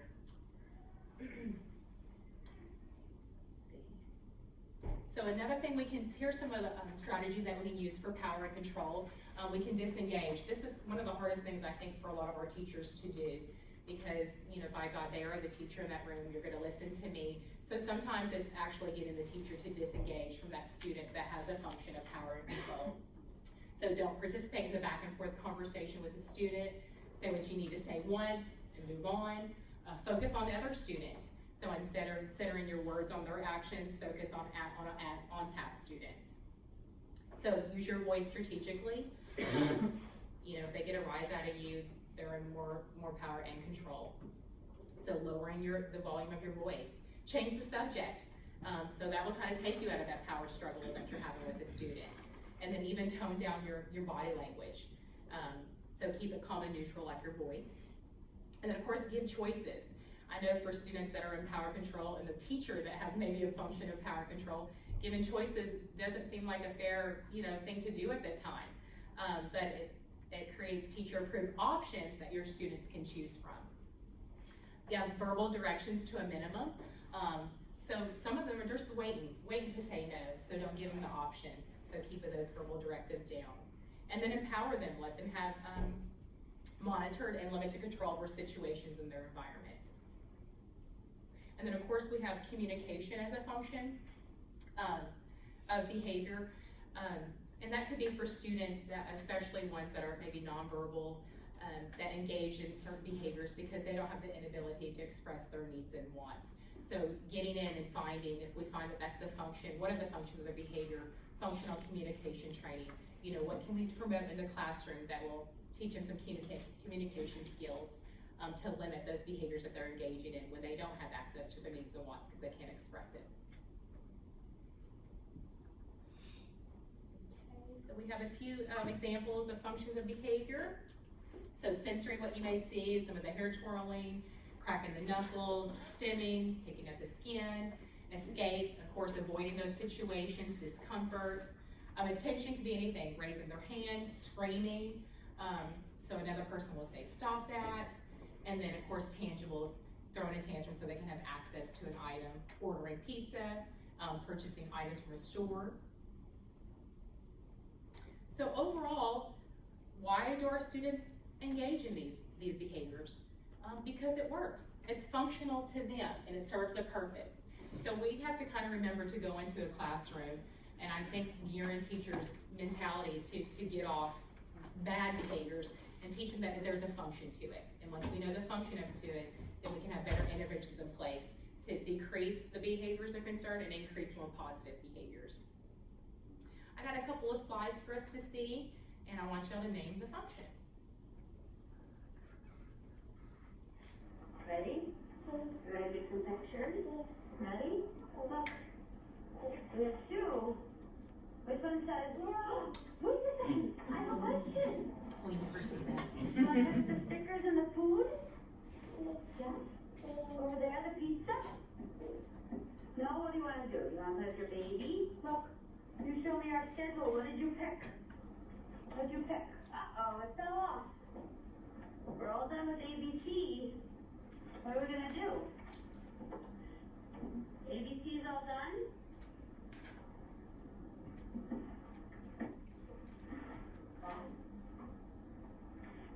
You tell me. Did we do what's the weather? No, we didn't. What did we There's a do? movie title. What? Oh, you see a spoon over there? You want to play with that? You do? You want to pick it up? And look at the art book? Yes? Okay, great. Me too. Look, we were all done with ABC, right? So that was all done? Now what is it time for? Work. And then you're going to put the markers and we can get the spoon and the chicken? No. Right? Okay. So you're going to fix your chair? Yeah, you need to pick it up. Do you want to do it or should I help you? No. Yeah, it's time for working. So when you're ready, you'll sit down. Felicity. Hi.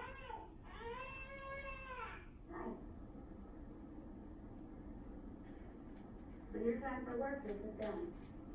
Okay? You ready? Do you want to pick up the chair or should I do it? Oh, okay, great. I'm glad you're choosing to do it all by yourself. Good. Oh, thank you. You're showing me you're ready. You're picking up the chair. You're going to have a little sheet. Now you're ready. Good. We're going to do a little work and then you can play with the markers, right? All right. Ready? Which one says Felicity? That does say Felicity. And this one. Okay, guys. What do y'all think the function of Felicity's behavior was? To escape. Good. Maybe the academic task that was placed in front of her. Escaping, picking up the chair. Let's go to the next one. Ready? Sorry, guys. There we go.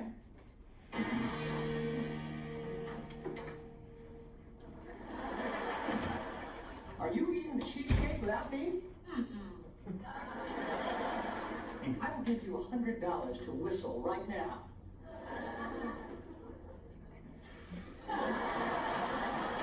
Give me the cheesecake without me. Oh, what are you gonna do? Are you gonna go run tell Monica? Are you gonna tell Joey? No, because then you're gonna have to tell them what we did. We are dessert stealers. We are living outside the law.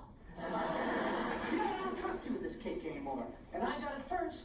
And I'm taking it back. What? No, you don't. No, you I trust you with it? No, we're gonna split. You take half and I take half. Well, that's not fair. You already had some. Oh, no, you know what? I think Monica would be very interested to know that you called her cheesecake dry and mealy. What do we use to split it? Okay. All right, pick a half. Okay. Well, this side looks bigger. More crust on this side. Yeah. So, maybe if I measure. No, for God's sake, just pick a piece. I'll pick that. So the smaller piece. Okay, there you go. Enjoy your half, my friend, but that is it. No sharing, no switching, and don't come crying to me if you eat your piece too fast.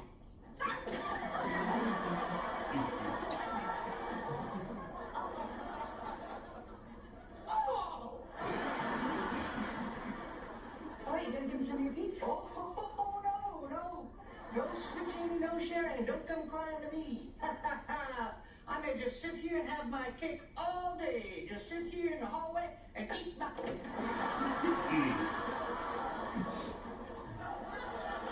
Alright guys, what's the function to that? We all know. Access to a tangible. Okay, let's take a look at this one. All right, Gerald, what is it? Fish got your tongue? My son Nemo! Nemo? Hey, he's that fish! You don't know what we're talking about. He's been fighting the whole ocean. Hey, I know where you're standing. Hey, wait! They're coming back! Stop! He's crazy! I got something to tell ya! Mine.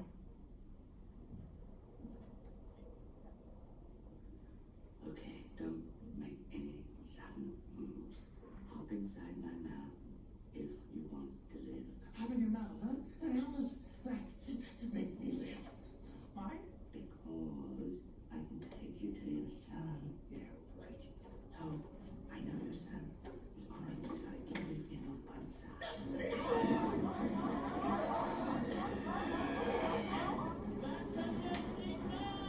That's just a little fun one. What do you think the function of that behavior was? Depends on what angle you're looking at. So what do y'all think? Access to tangible and then also an escape. Okay. So looking at some replacement behaviors for some of the functions of these conditions. So they provide an alternative means for achieving the same purpose as the target behavior. So if we're asking for teachers, you know, or we're asking ourselves, hey, we need to kind of want to distinguish this behavior, we have to find replacement behaviors. For escape, modify the task or alter the environment, teach functional communication skills, an escape card, like I need a break. So maybe the student may be escaping the situation, but they're doing it in a more appropriate way. So instead of hitting the teacher, falling to the ground, throwing materials, they get time away from that task, but they're socially asking for it in an appropriate way. Attention, provide attention for alternative positive behaviors. Social skills training, teach communication skills, and then behavior contracts or token economies. And then tangible, provide tangibles for alternative positive behaviors, behavior contracts and token economies, and then of course functional communication training for tangibles. And then sensory, I kind of left it a little blank because that spectrum is so large and wide. I think a lot of times we need to collaborate with our occupational therapists, especially if they're receiving OT services, look a little more into the history of that student and the function of that sensory behavior. So for example, if a student may engage in a lot of hand flapping, a replacement behavior may be like a squeeze ball or another like fine motor activity. Okay, so once we know, the function of the behavior, once we collect the data for it, that helps us lead a more appropriate, plan to our interventions to work with our students. So as far as the assessment of behavior functions, our FBA. It's our way, our approach of figuring out why a student acts a certain way and helps to develop a plan.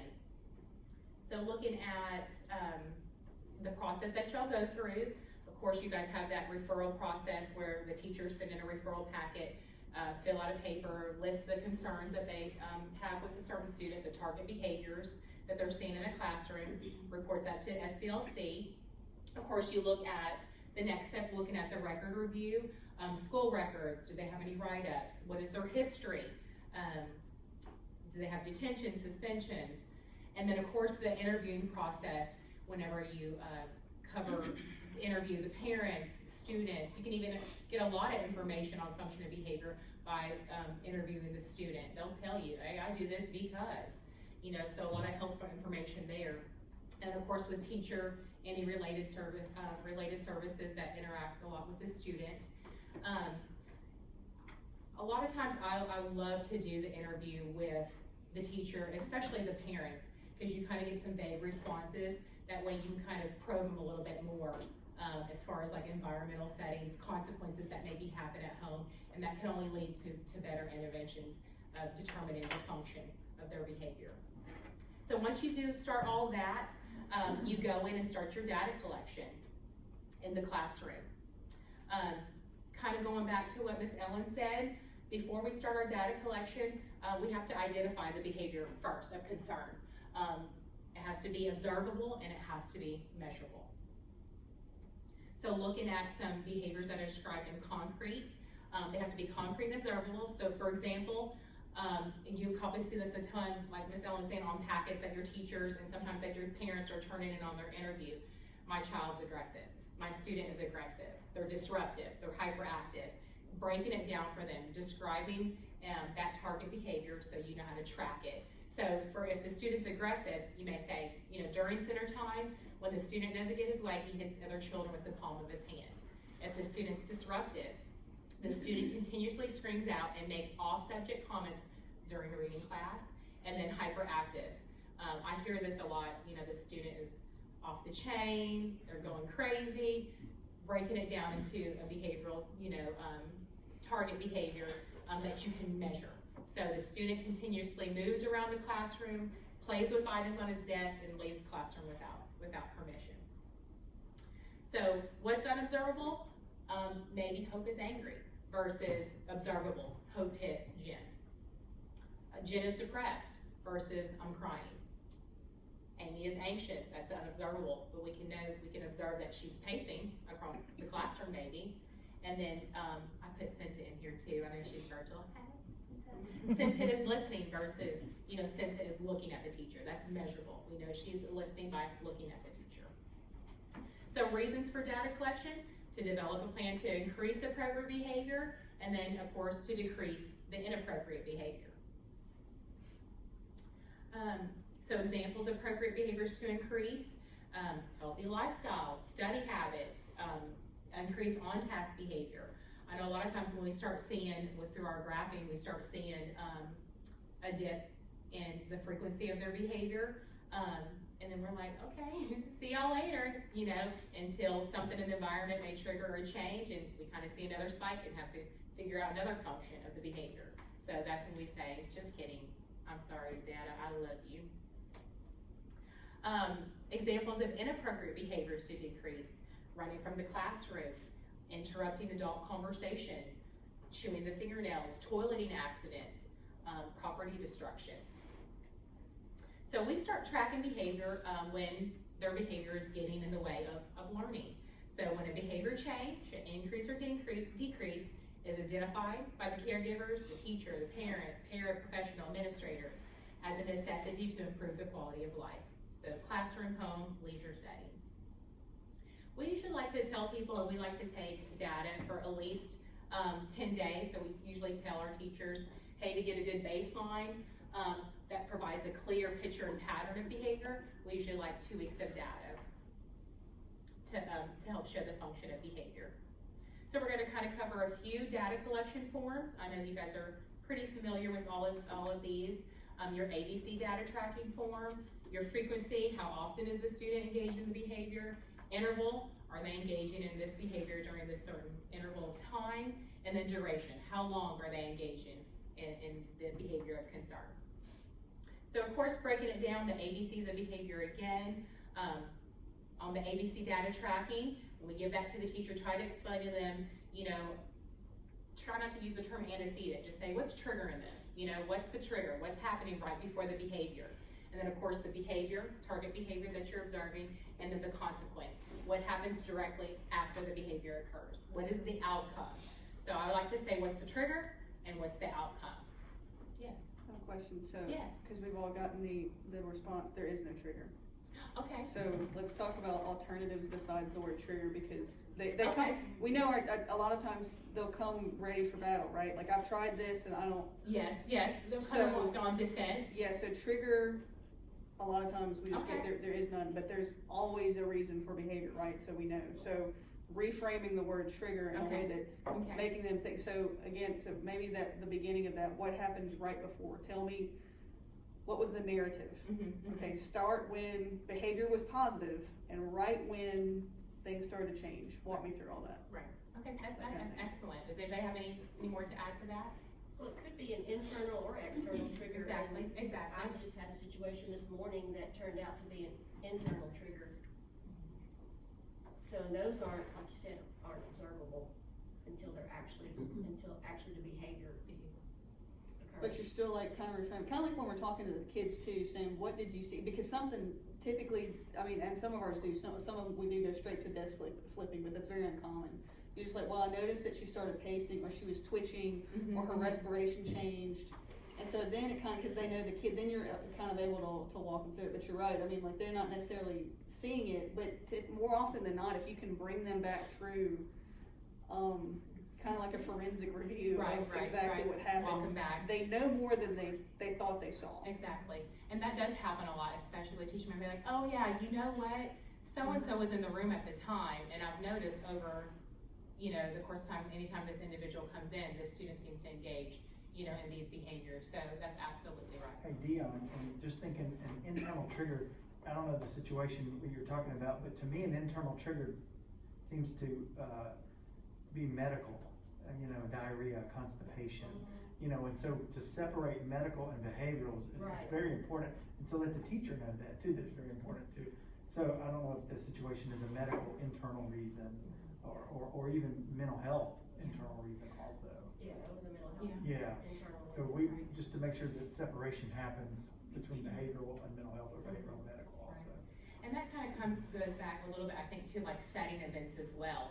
Say a student, and you kind of hear this as well. Well, they did this yesterday and was fine. Today, I don't know what happened. Or, hey, for the past 2 days, the student that normally complies with this academic task is engaging in this behavior. So looking at those like setting events, and a lot of times that you can get that information from that interview that you're having with the parents or the teachers, knowing, okay, it's allergy season.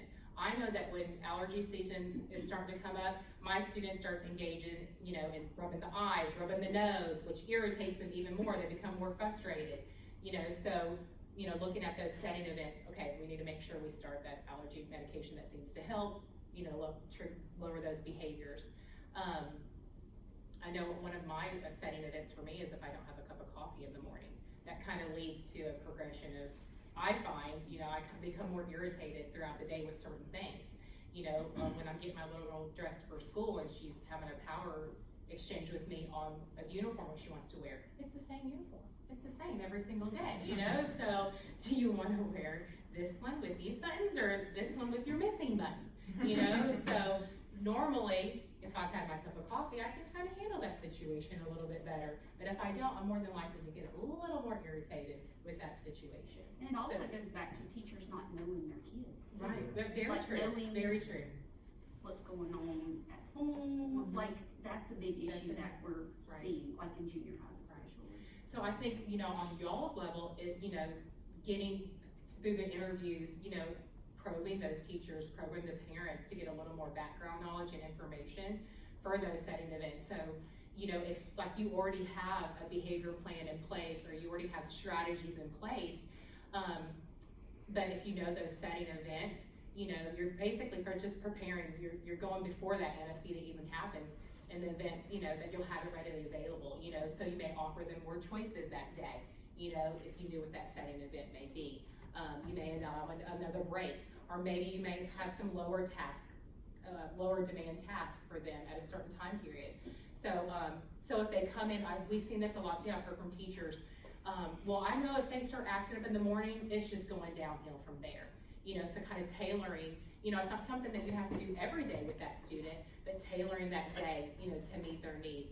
Okay, if I know they're gonna start off rough, and I know that usually leads through data collection, what we've observed, that leads through an increase in behavior throughout the rest of the day, then you know, okay, hey, I'm gonna give them more choices throughout the day, I'm gonna maybe provide more breaks, kind of set up the scene for the morning for a little more successful afternoon. And if you have them on a behavior plan, they have something within that plan that they can recover from that. So they know that, okay, I messed up, and you know, my morning went down, but I still can recover in the afternoon. Right. And I also like to do, especially when I have like behavior contracts with certain students, having a hierarchy on there as far as like a preference. So they still get access to something because they've accomplished a certain level on that behavior contract.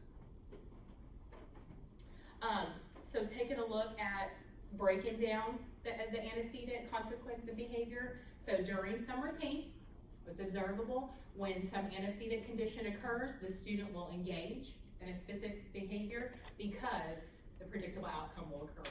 So therefore the function of the behavior is to gain one of the four functions. So that's how we kind of break it down to figure out the function. I'm going to speed through.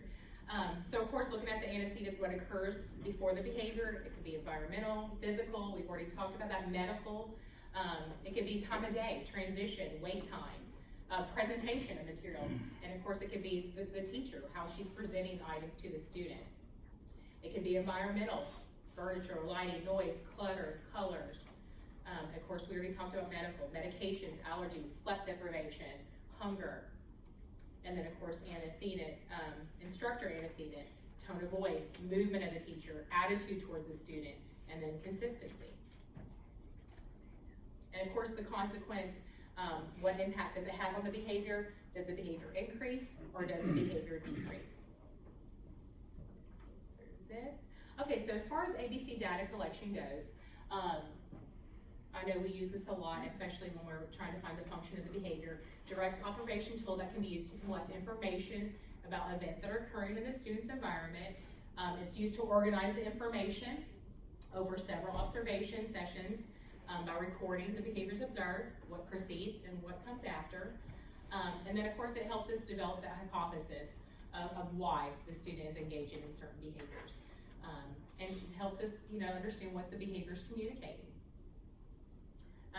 As far as the ABC data collection goes, it can be very lengthy over long periods of time. Whenever you go in to observe or have the teachers document it, it can take up a lot of time. You can also accommodate it though to assist the teacher. I know we're very familiar with this ABC data tracking sheet, but a lot of times when we're taking that baseline data of our students, a lot of them engage in so many different behaviors, so we kind of need to make a data tracking sheet that is, you know, what can be most beneficial to the teacher, what's relevant to her in the classroom.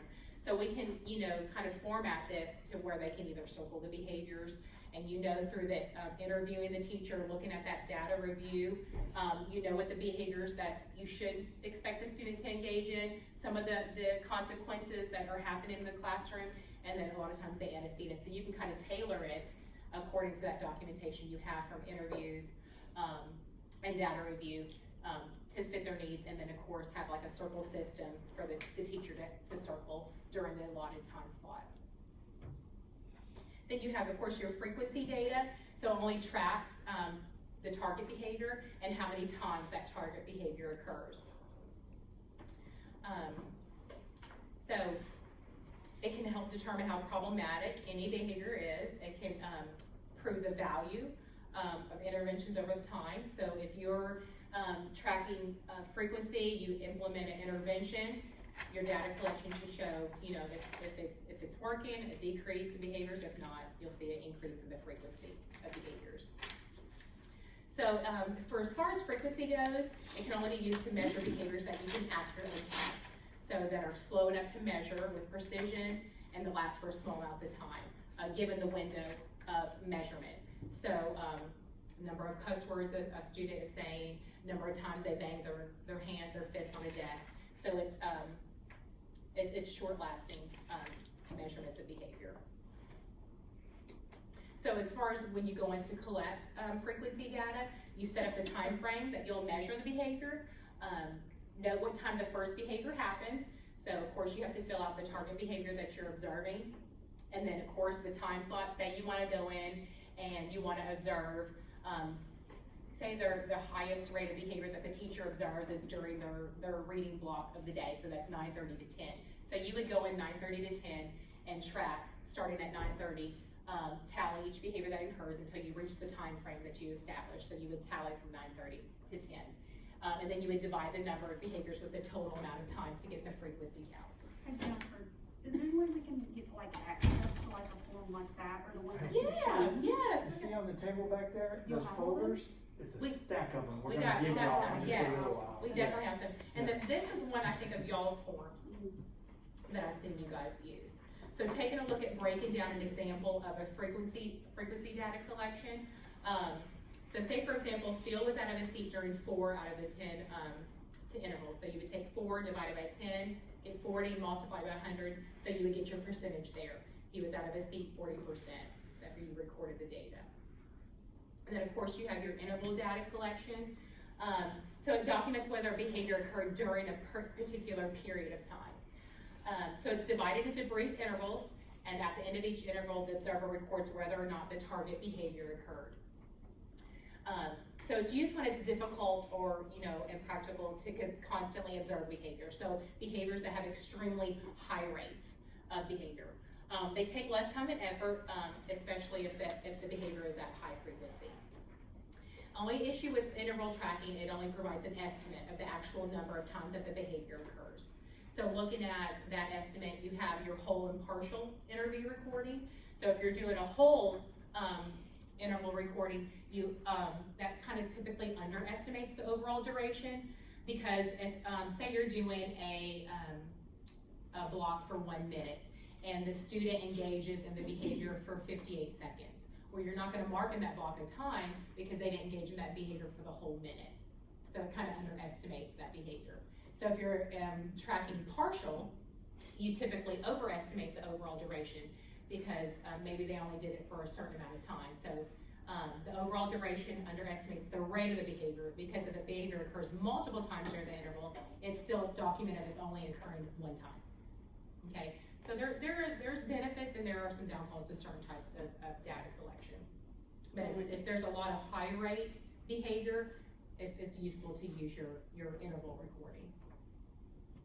Sure. Might want to slow down or use an example of both of those, because those two are really easy to mix up if you're not used to doing them. Okay, for example, I actually did some partial interval recording yesterday on one of my students, and this student engages in a lot of vocal stereotypy. So it's not kind of like a short-term hand slap to the table.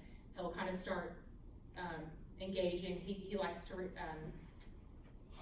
say a lot of things that he hears on TV, so he'll recite a lot of commercials, and then he'll kind of go into some verbal aggression. It's kind of embedded, so it kind of flows from vocal stereotypy to verbal aggression. So I define those behaviors. Oh, I wish I had my sheet. I could kind of show you some of the tracking.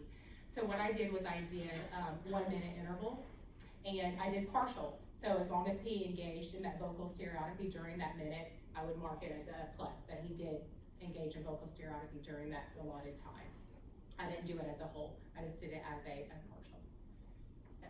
But talk about it as a whole. Okay, so if I were to do a whole interval rating, if he engaged in vocal stereotypy for that whole minute, then I would put a plus on that he engaged in it for the whole minute of that interval time, so the whole 1 minute, as opposed to a short amount of time in that interval. So So then to combat the issues with over or underestimation, it's better to use smaller intervals. Definitely better to use. And then smaller typically, if you're being called in, you want to overestimate. So it's better for our purposes to overestimate than to underestimate. So you may be getting a broader picture, but it's better than to go and say, oh, there's not a problem when there is one. So typically, rule of thumb is you'd rather overestimate than underestimate behavior. The typical idea of that interval recording is to kind of get a snapshot at that part of the day, at that moment in time. And so we would probably do 3 or 4 intervals within a 3-hour period or something. Just a little snapshot to build your FBA, which Jennifer's working through. So what's a good amount of time for each one of those, you know, like how long did you observe him during that? I did it during, I think it kind of just depends on where the behavior of concern is most prevalent. So for my student, anytime we're in the classroom doing like tabletop work is whenever I implemented, when I did the recording. So just however long that activity Right. was. So, and then I would how I present it would be, okay, so during ELA, the student engaged in vocal stereotypy for this interval rate. You know, during such and such time, this is what we're seeing here. Do you have, as far as like an example you used with one of your students? Just exactly what you said. I did Okay. the exact same thing. We have a form for that. I'm going to show you too in a little bit. Yeah. I think it's in the packet. And then next, of course, we have our duration data collection form. So it documents the length of the behavior by recording the time the behavior begins and when it ends. So it's usually used when your primary concern is the length of the time the student engages in the behavior. It's not used if the behavior occurs with high frequency or the behavior starts and stops rapidly. So it could be, a lot of times you use duration data for like tantruming behaviors, the student that is staying out of their seat, not completing a task. I had a student that engaged in a screaming behavior for a lengthy amount of time. And I'll kind of tie in some setting events to this as well. We kind of calculated on days, she had therapy days, that she would go to school on Tuesdays and Thursdays, she would go to therapy. And we noticed that when she would come back from therapy, the duration of her screaming was actually increased. And so we kind of knew that on those days, those setting events, therapy days, we knew, hey, we're gonna do some more maintenance skills today instead of like high demand skills. Okay, so for duration data example, so during a 60-minute observation period, let's say for example, Phil had 3 tantrums, one lasted 3 minutes, one lasted 7 minutes, and then one lasted 5. So that was a total duration of 15 minutes. So you would take the percentage of the observation with the behavior and divide it by your total time, by your 60 minutes, and multiply it by 100. So tantrums occurred 25% of the observation that you witness Phil engaging in tantrums. So average is 15 minutes divided by 3. So we had an average of 5 minutes per tantrum. And this is an example of a duration data form that we have, which is a minute by minute. Do you have this in the packet? We got this in the packet as well. So that's another form of data collection. Next, Phil is going to go into data analysis, so pulling what we got from some of these forms of collection. Yeah, Tammy, you want to do like a quick 5-minute break to stand up and stretch it out and go grab a water or something like that? But we want to get y'all for lunch by 12 o'clock, so, moving out. Real quick, I want to summarize what we've gone through so far. We looked at different types of teachers that you will encounter in the classroom. We looked at how learning happens, classical conditioning, operant conditioning. We looked at what is behavior, what does it look like. We looked at, and how does it work? We looked at reinforcement and punishment. You remember that one? That was a good one. We looked at antecedent strategies. We looked at functions of behaviors. We looked at functional behavior assessments and data, which we're still going to trudge through. But the question is, and I'd like an answer. You know how Tom Cruise says in A Few Good Men, I want the truth. You can't have it. You know what I'm talking about? I want the truth. What? Is this just another workshop? Or what does this have to do with you? I'd like an answer. What does it have to do with you?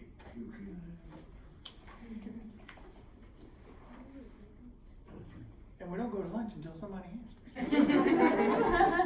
What does this have to do with? What does all this stuff have to do with you? Really?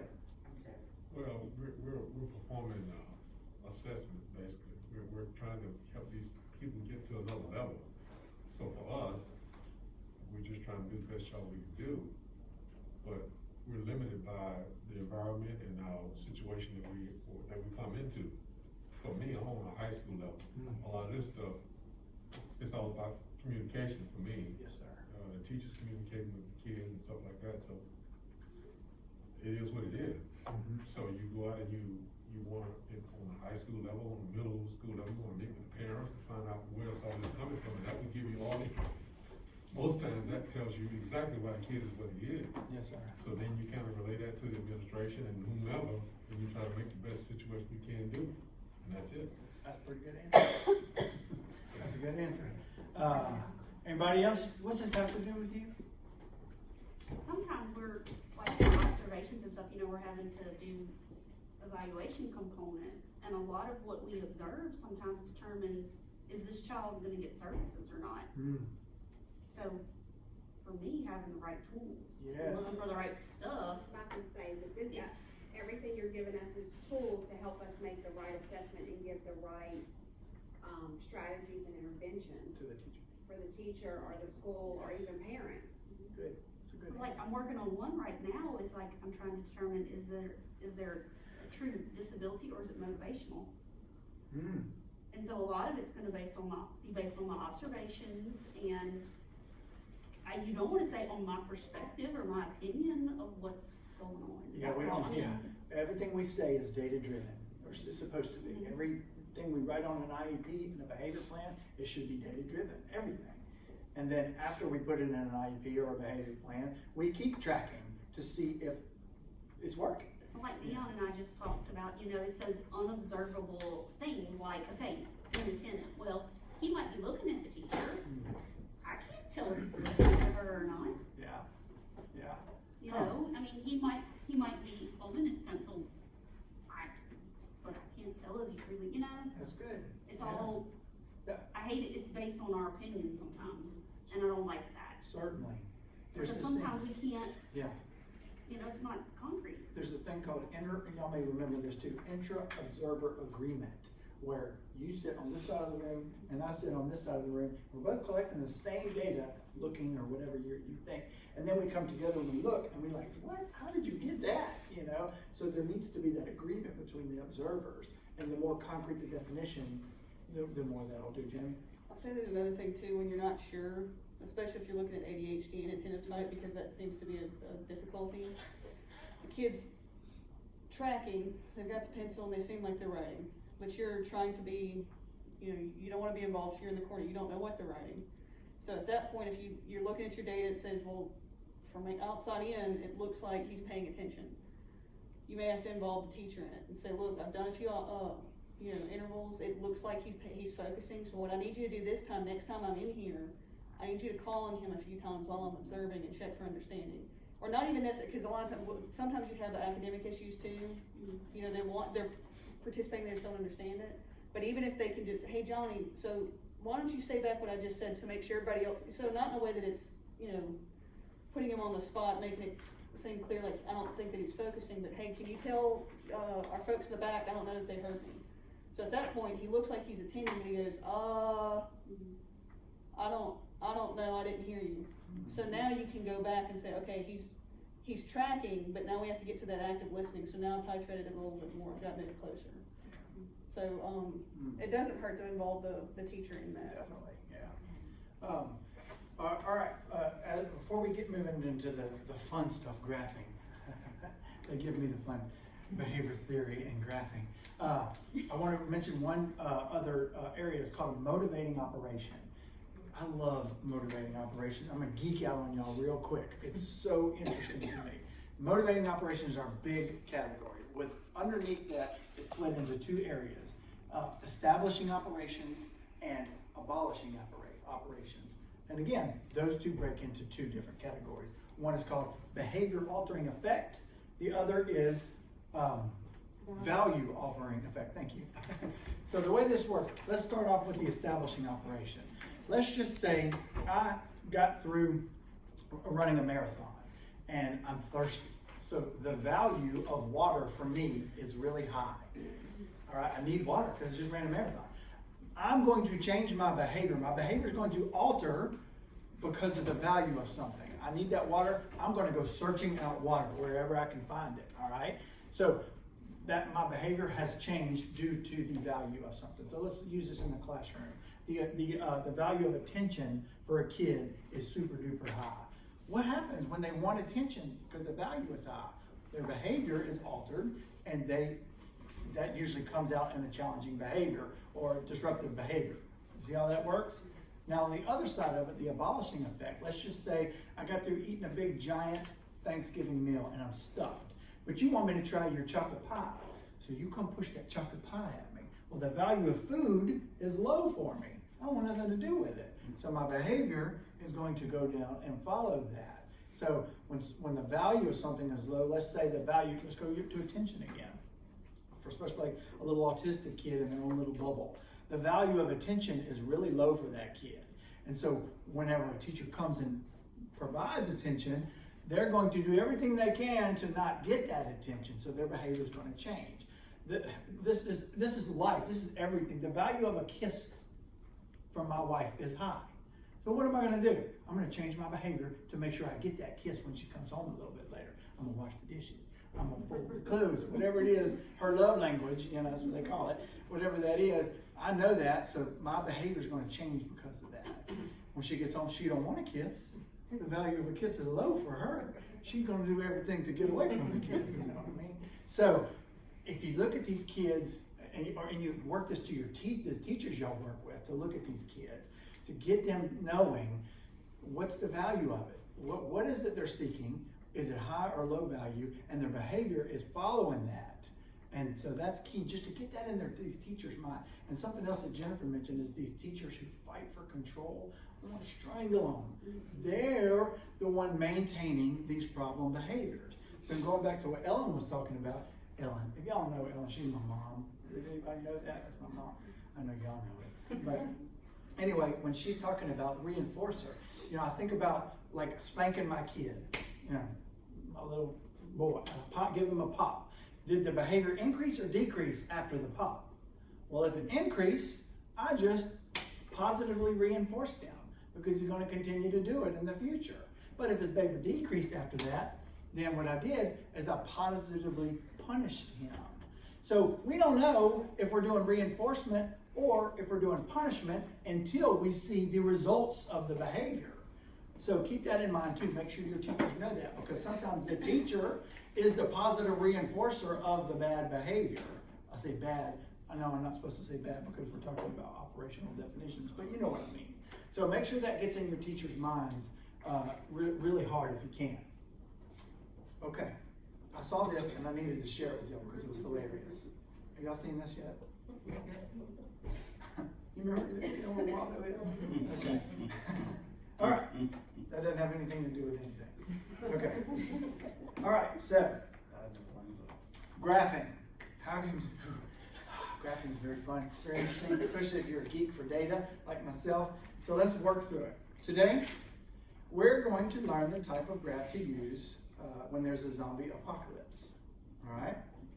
We're going to find some zombie data, and we're going to figure out if it's going to be a bar graph or it's going to be a line graph. What's going to be the best graph to use? Now, graphs are an important tool for us because they display our data. Making important conclusions from our data would be much harder without the graphing.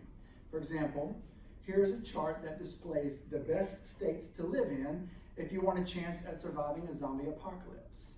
With a quick glance, you can almost learn nothing from this data. But graph some of it, and suddenly you can see some important trends. Take some of the data from the graph and you see the top 10 safest states to live in during a zombie apocalypse.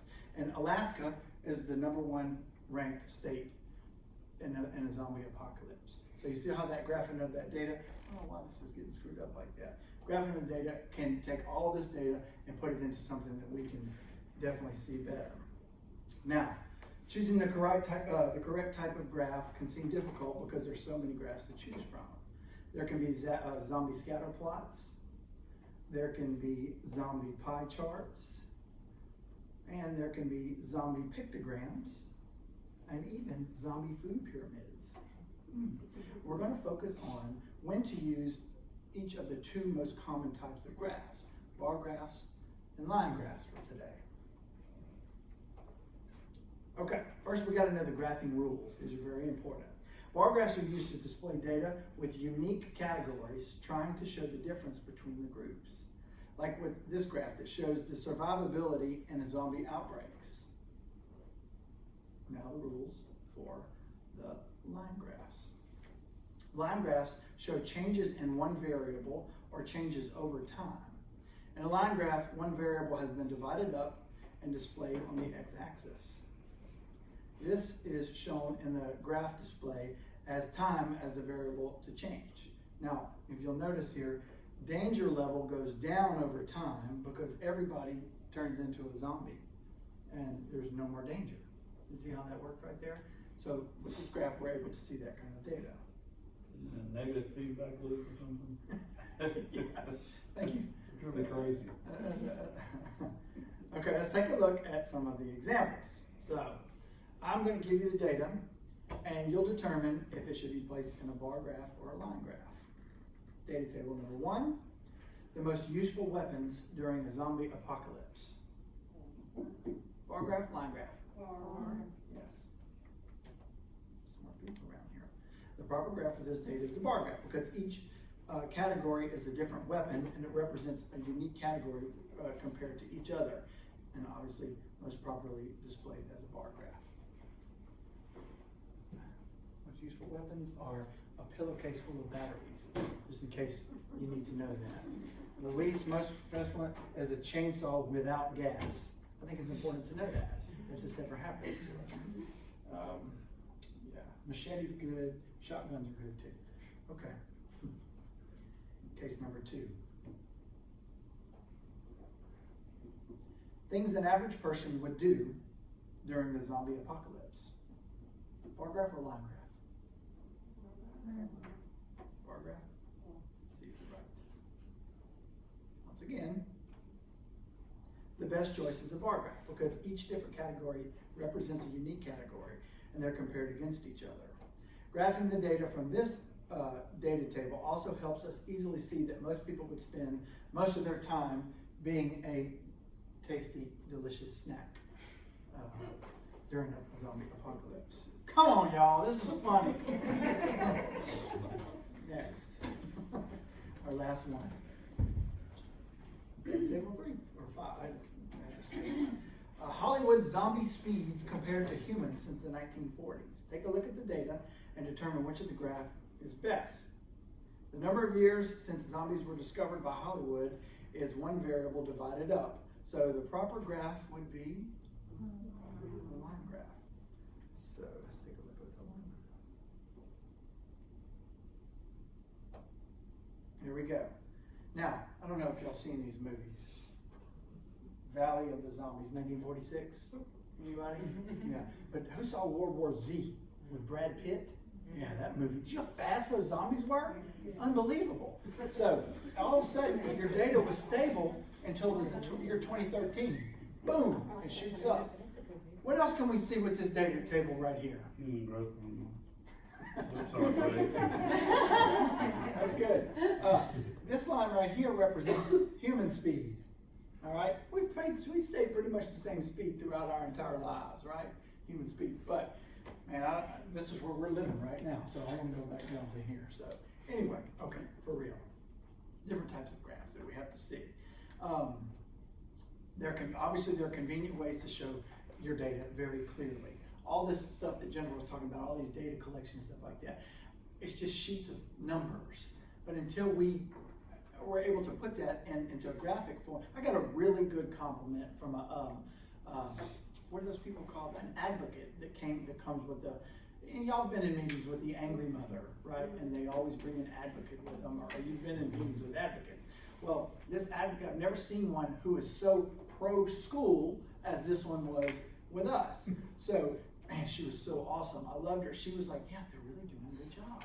And the mama was trying to fight us, but no, she was giving us props. Anyway, so after it was over with, I mean, I had all these graphs, these pie charts, these beautiful about her boy, and she's like, I think the mom really got it. So I mean, I love bringing this to meetings with me, these graphs, because all the evidence is there. You see it right there.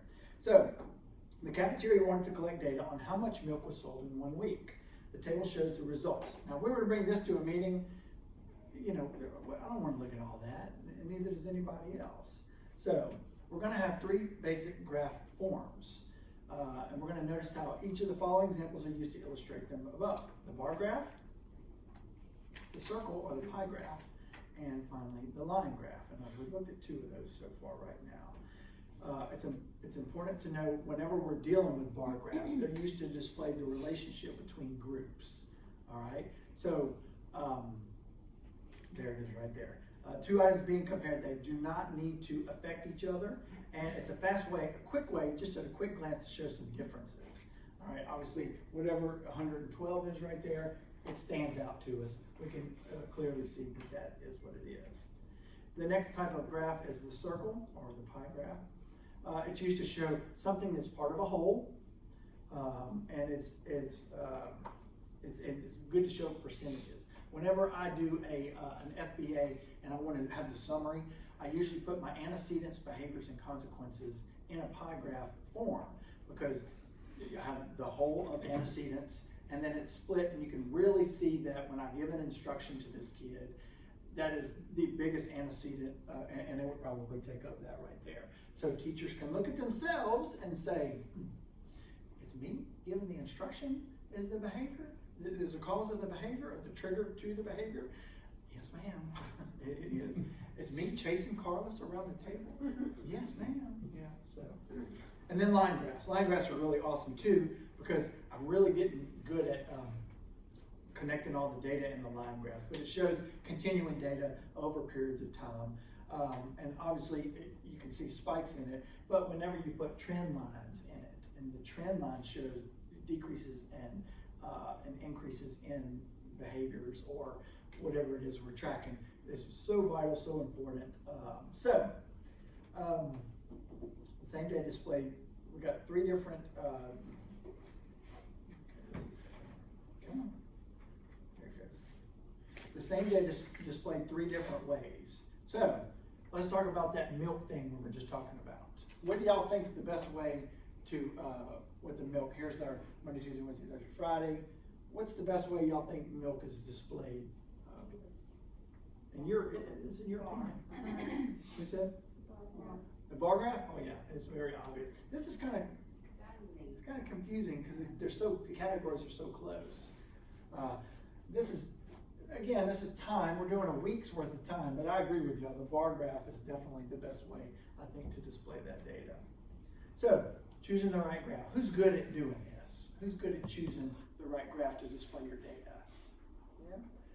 We're good. So, Teresa, she's not here. Oh. Oh, yeah, really? Teresa Rubino? Copeland. Oh, Copeland, yeah. Yeah, no, she loves data. She's a big fan. Yeah, so here we go. The answer to your question. We're going to use a bar graph if you're not looking for trends or patterns over time, especially, and if they're not part of a whole. That's when we use that. We're going to use the pie chart when we need to compare different parts to a whole. And we're going to use a line graph whenever we see changes over time, and especially when you're able to put that trend line in there. So, questions about graphing. I know there's probably a million. You may not think of any right now, but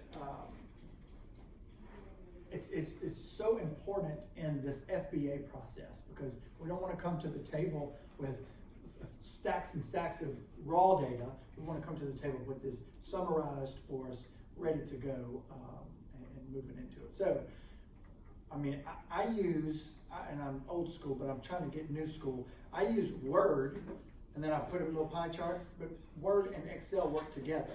That's how I do it. Who uses Excel by itself? Jamie. Yeah, you get formulas and all that kind of stuff? No, I mean, I can, but just typically, because more often than not, we're calculating frequencies and percentages. Yeah. So really, you can do a formula, you can do a sum formula or percentage formula, but it takes you 3 seconds to do it with a calculator. Yeah. So I don't typically bother with a formula, Okay. cause it takes me more time to go like, oh, what was the formula, and go input it than to just do a calculator. Yeah. But then just highlighting and then going to make a chart. And if you don't know, cause I thought I heard back here, one of the hardest things to do is to figure out how to chart it. If you go into Excel, it'll give you your recommended charts. And so it will look at the data for you and say, this is gonna be really messy and ugly, you should try this. Scatter plot versus a line graph versus a bar graph. So if you're not sure, or print it out in both and play around with it, because you can change the axis. That's why I like Excel as well. If you wanna look at how, so I was looking at that data and it looked like the bar was the milk and the days Was the line. Well, is that it? Yeah. So is that color, does that represent the milk or the day? Like is the x-axis Monday through Friday, or is the x-axis Yeah, Monday, descriptions of Tuesday, milk? Wednesday, Thursday, Friday, and on Monday there was 53 milks, 72 milks, 112 milks, 33. Are those different colors or different flavors? They just did it in different colors. Yeah, they're different colors, and they align to this right there. Monday, Tuesday, Wednesday, Thursday. But anyway, you may look and see, like it may spit it out. That's the only thing you really want. You're gonna have to play with it. It may spit it out where your x-axis is the flavor of milk, but you really want it to be the days of the week. And so you can go in and transfer those things. So it would probably be good one day to pull up Excel and do some examples of that. The trend line is what gets me every time. I have that, just doing a basic graph is no problem in Excel for me. It's the trend lines and, trying to convert like over like 1 month and another month and trying to see, Yes. That's where it gets tricky. Yeah, when you figure it out, and it's like you're doing a duration data collection, and you have 10 days of duration pre-intervention, and then 10 days of duration post-intervention, and you connect the dots. Yeah. Oh man, it's that little red line that cuts right through that. Is man, it's beautiful. And teachers say, well, it doesn't feel like it, and because they're thinking often, and y'all know this, they're thinking of one big instance that has ruined them for 2 weeks, instead of the big picture of a gradual decrease in challenging behaviors. So, so when y'all do an FBA, is this something that y'all get into, to summarize all your findings in a graph? Who's good at that, and who doesn't do it? I don't want you, maybe don't answer that, but just think about that, because that's the top page. If they want the raw data, here, you can have it, but here it is right here in this pretty little form right here too. So, I think that's an important point to make as well, because even when we're doing that extended FBA, it's still raw data. That's right. That's all. So it's overwhelming for the educators versus, like you said, it's our job to, if we can help organize that and they can see it right there, because they're not having to go through and say, what did the student say, what did the teacher say, what did the parent say, what did my observations say? It should all be graphically organized. That's right. And concretely defined, and then so you'll know exactly what it is whenever you're explaining to a parent, to a teacher, and whatnot. Questions about graphs? Questions about zombies? I was like, dude, we got to do something about zombies. I love zombie movies. And so, Y'all call it the graphing dead. talk there.